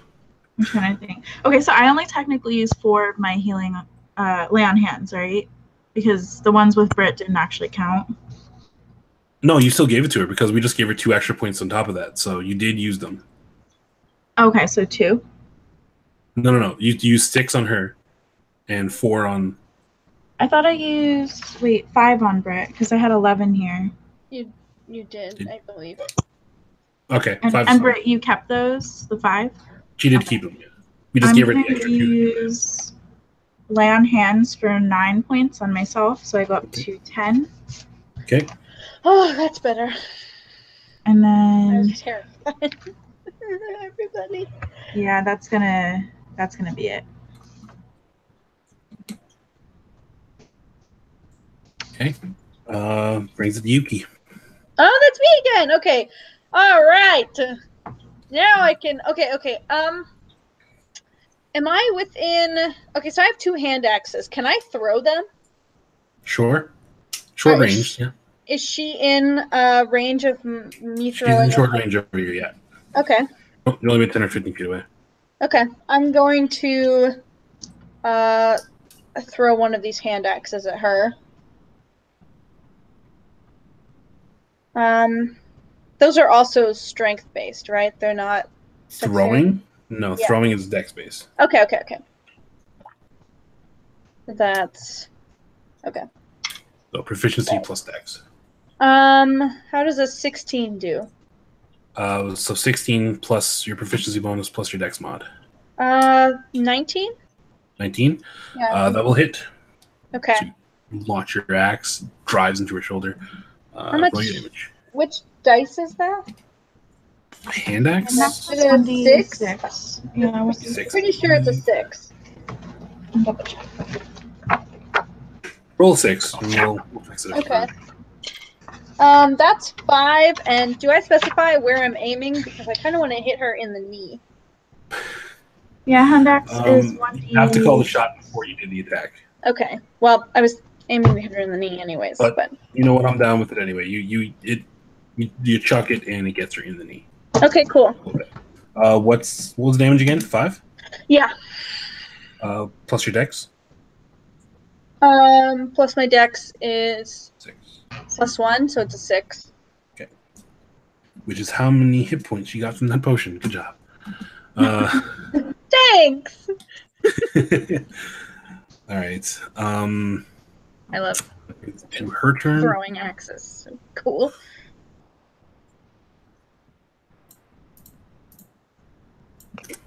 I think.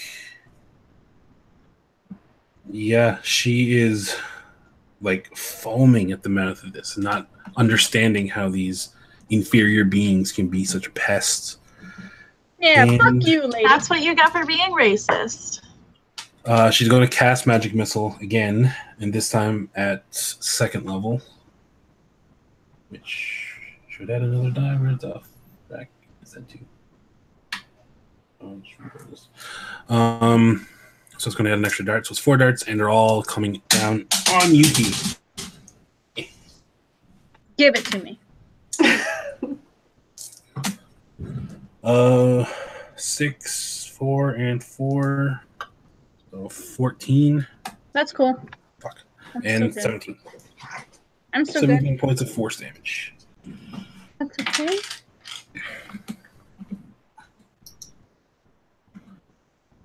And once again, swearing.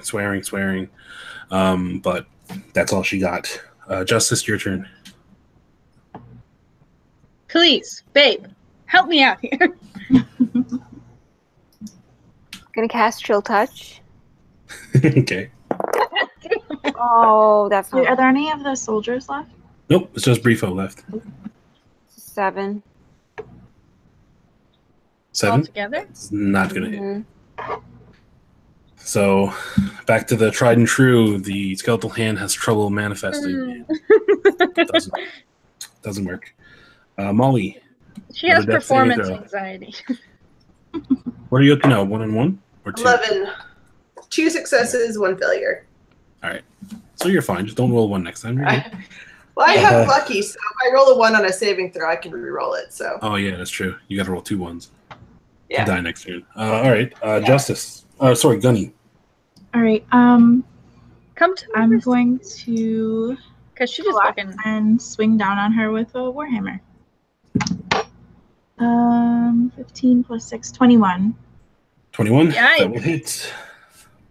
All right, 1d8. 6 plus 4, 10 damage. 10 damage. So consistent. I keep rolling 10 damage. Sorry, you hit her so hard it actually lifts her off the ground by like an inch or 2, and then she comes back down, barely catches herself, and just gives you the death glare.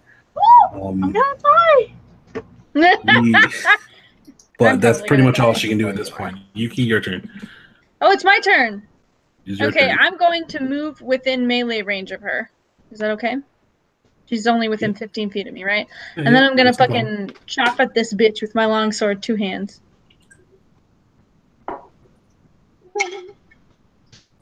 That is 18 18. altogether. Altogether, yeah. Altogether, Modified yeah. 18. Yeah. This for that attack, the bracer comes up, energy shield, and your attack bounces off of it. Sure, it does. I mean, This bitch. My spell Didn't you have another attack? Oh wait, Yeah, is seriously. magic missile a cantrip? What? Yeah. Oh, it is. Yeah. Is I don't what? think it's a first level. Magic Magic missile. missile's a cantrip. Oh, magic right? missile's a first level spell. Oh, okay. She's gonna run out of spell slots eventually. She's We only can hope. has 4 spells. Yeah, Only we 2 of can them are hope. scrolls, remember? I'm gonna make her eat that fucking whatever she's using as a focus. I'm gonna make her eat it. Shove it down her throat. Who's next? Didn't you have a second attack? What? Me? Yeah, because you're swinging with 2? No. 2 hands. Oh, you were doing 2-handed, okay. Yeah. Never mind. I don't that have second means- attack yet. But even if I wanted to, I couldn't.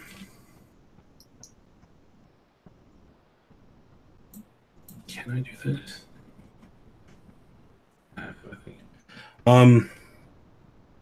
Again, she goes to cast a spell, and after saying a few arcane words, as I said before, doing the proper hand gestures,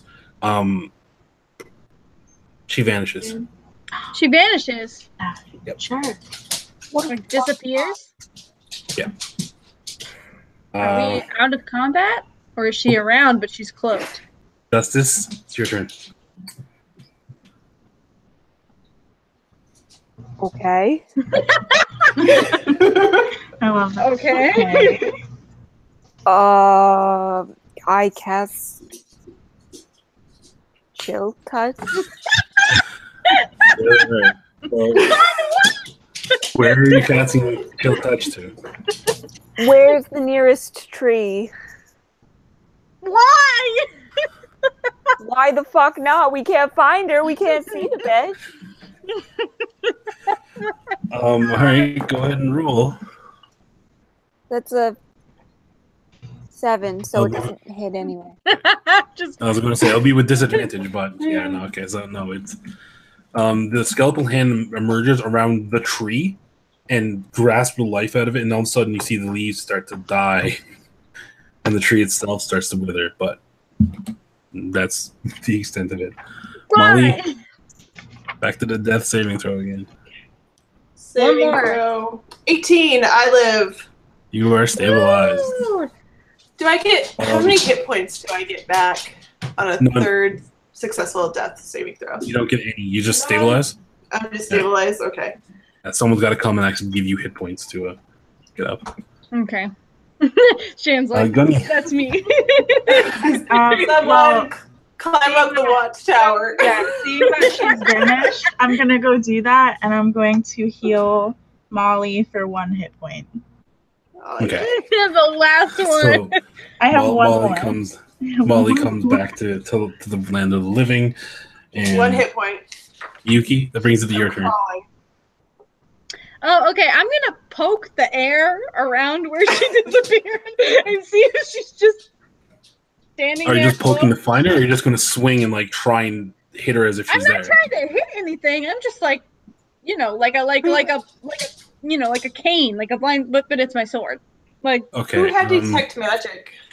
I did, but I only had 3 spell slots, so. Oh. All right. so I'm like, For this, we'll call it an investigation check. okay. Nat 20, kinda- are you fucking kidding me? Yes! When it doesn't Nat 20? matter. Yes, it It- doesn't matter. So you start poking the air, like, "Hey, I think she's gone," and then your finger brings up solid on something, Yeah. and then you hear her swear, Hey, like, fuck you. yeah. You don't get to go away like that. Who the fuck do you think you are? All right. After can I- your finger connects with her, you hear and kind of see the grass moving as footsteps start heading up the road. Ah, fuck. I have another axe. Can I throw the axe? Well, you get an attack of opportunity because technically you know she's there and she's moving Yeah. away from Yeah, melee. attack of opportunity. But where you can't see her, it's disadvantage. Okay. So that's a 12 is the lowest one. I got a 16 and a 12. Okay. Plus 7 is 19. So 12 plus 7? Yes. Okay. That's going to hit. Miraculously enough. Yeah. Fuck you. So you That's swing at 9 the points air. of damage. 9? Yeah. Okay. You swing through the air, hoping to hit her because you know that she's there, and you can see blood gush out from somewhere and no longer be invisible once it leaves your body. You hear her kind of stumble to the ground and then slowly pick herself back up and try to continue going. No, guys, she's not fucking gone. Oh God, Justice, it is Can we your see like turn. moving blood stains? Yeah, you can see where the general vicinity where she's going now, so you all get the idea of what's happening. Able to get it up for this one time, please. So, Justice, your turn. Justice is going to, cast the hand in the direction of the blood. Okay. So once again, do your chill touch, but it'll be with disadvantage.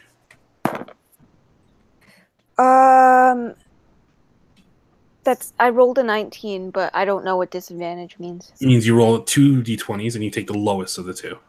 So roll again and you take It's the lower not one. happy. 17. God damn it.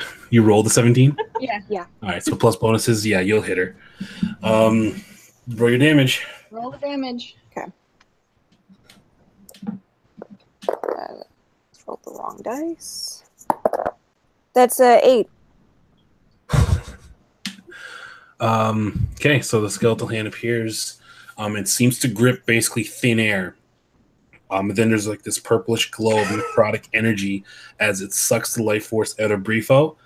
And then you notice that she is now visible, but pale. Her skin starts to peel in on itself. Yes. And she drops to the ground dead. Yay! Yay! Finally hit her with the chill touch. Just need you most. Justice looked into her eyes the entire time and smiled. So, yeah. What do you guys like to do now? That was rough. Wow, that was. Well, now we fucking have to tell rough. her mom. I was going to say, Nobody, bitch, we getting out of here. He goes over to Justice and like puts a hand on her shoulder and is like, "Are you okay? No, but I'll live. Are you sure? I mean, like you've died once before, so I guess you know better than anybody if you're gonna live or not."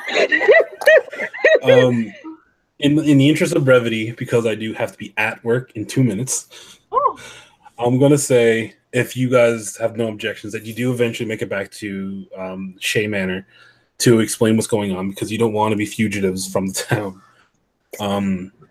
Lady Shea is visibly disturbed by the news, but it was corroborated by enough people that witnessed the events, because it was taking place basically in the street, so there was witnesses as well. In the middle of fucking town. So you, in spite of her grief and in everything, in light of everything, you guys are hailed as heroes and basically saviors of the town. And Do I finally get a hug from Justice? that's entirely up to Please? Justice. Please! No. Hug me, damn it! Tell you what, last roll of the game, you make a strength grapple check. Justice, you give me a strength check too, so we'll be contested and see if the hug actually happens. She's gonna try I'll and hug wait you. for See her if to you can roll resist. before I say my roll. No, you're doing the attack. You got to roll first. Okay, I got an 18. Modified Okay. 18. Justice. That's a 20. And here we go. So Yuki comes in for the hug, and Justice literally grabs her by the wrist and holds them apart, and just pushes her away and leaves the room as Lady Shea thanks you again. But I And, love you. and we'll fade to black on that for the scene. Yay. Yay! That was fun. Yeah. Wow. If we ever use these characters again, do we get like a certain amount of experience points or something? Probably not experience points, but if I use them again and this is somewhat canon of some sort, then I'll keep in mind the events that happen. Because it's not canon clearly, but I don't know. We'll see what happens. I like Dodger. On you guys. I think that you're late for work. So. It's okay. I'm going in to cover a shift for somebody because I'm called in sick, and I said I wouldn't be done until 11:30, and it's 11:31 now. Okay. So it's all right. You're used to it. All right. But yeah, for all the people that are still in the chat, thanks for watching. And you guys, man, thanks for playing. That was awesome. I love fun. Yeah, You thank guys you. are It was good. so much Hey, fun. maybe I'll actually get to play just a one-off now that you know I'm not an asshole. I thought I was done for when I heard that 31 points of damage. I know. Or whatever it was. I was sure we were That all gonna fireball like, hit, and it was like excuse me? 27. I was like, Devin is gonna laugh with glee as we all fucking die. Like, I swear to God. I am legitimately surprised not one of you died. So wait, she I was still doing get it. very to keep, close. hey, look, I still get to keep the I've never died.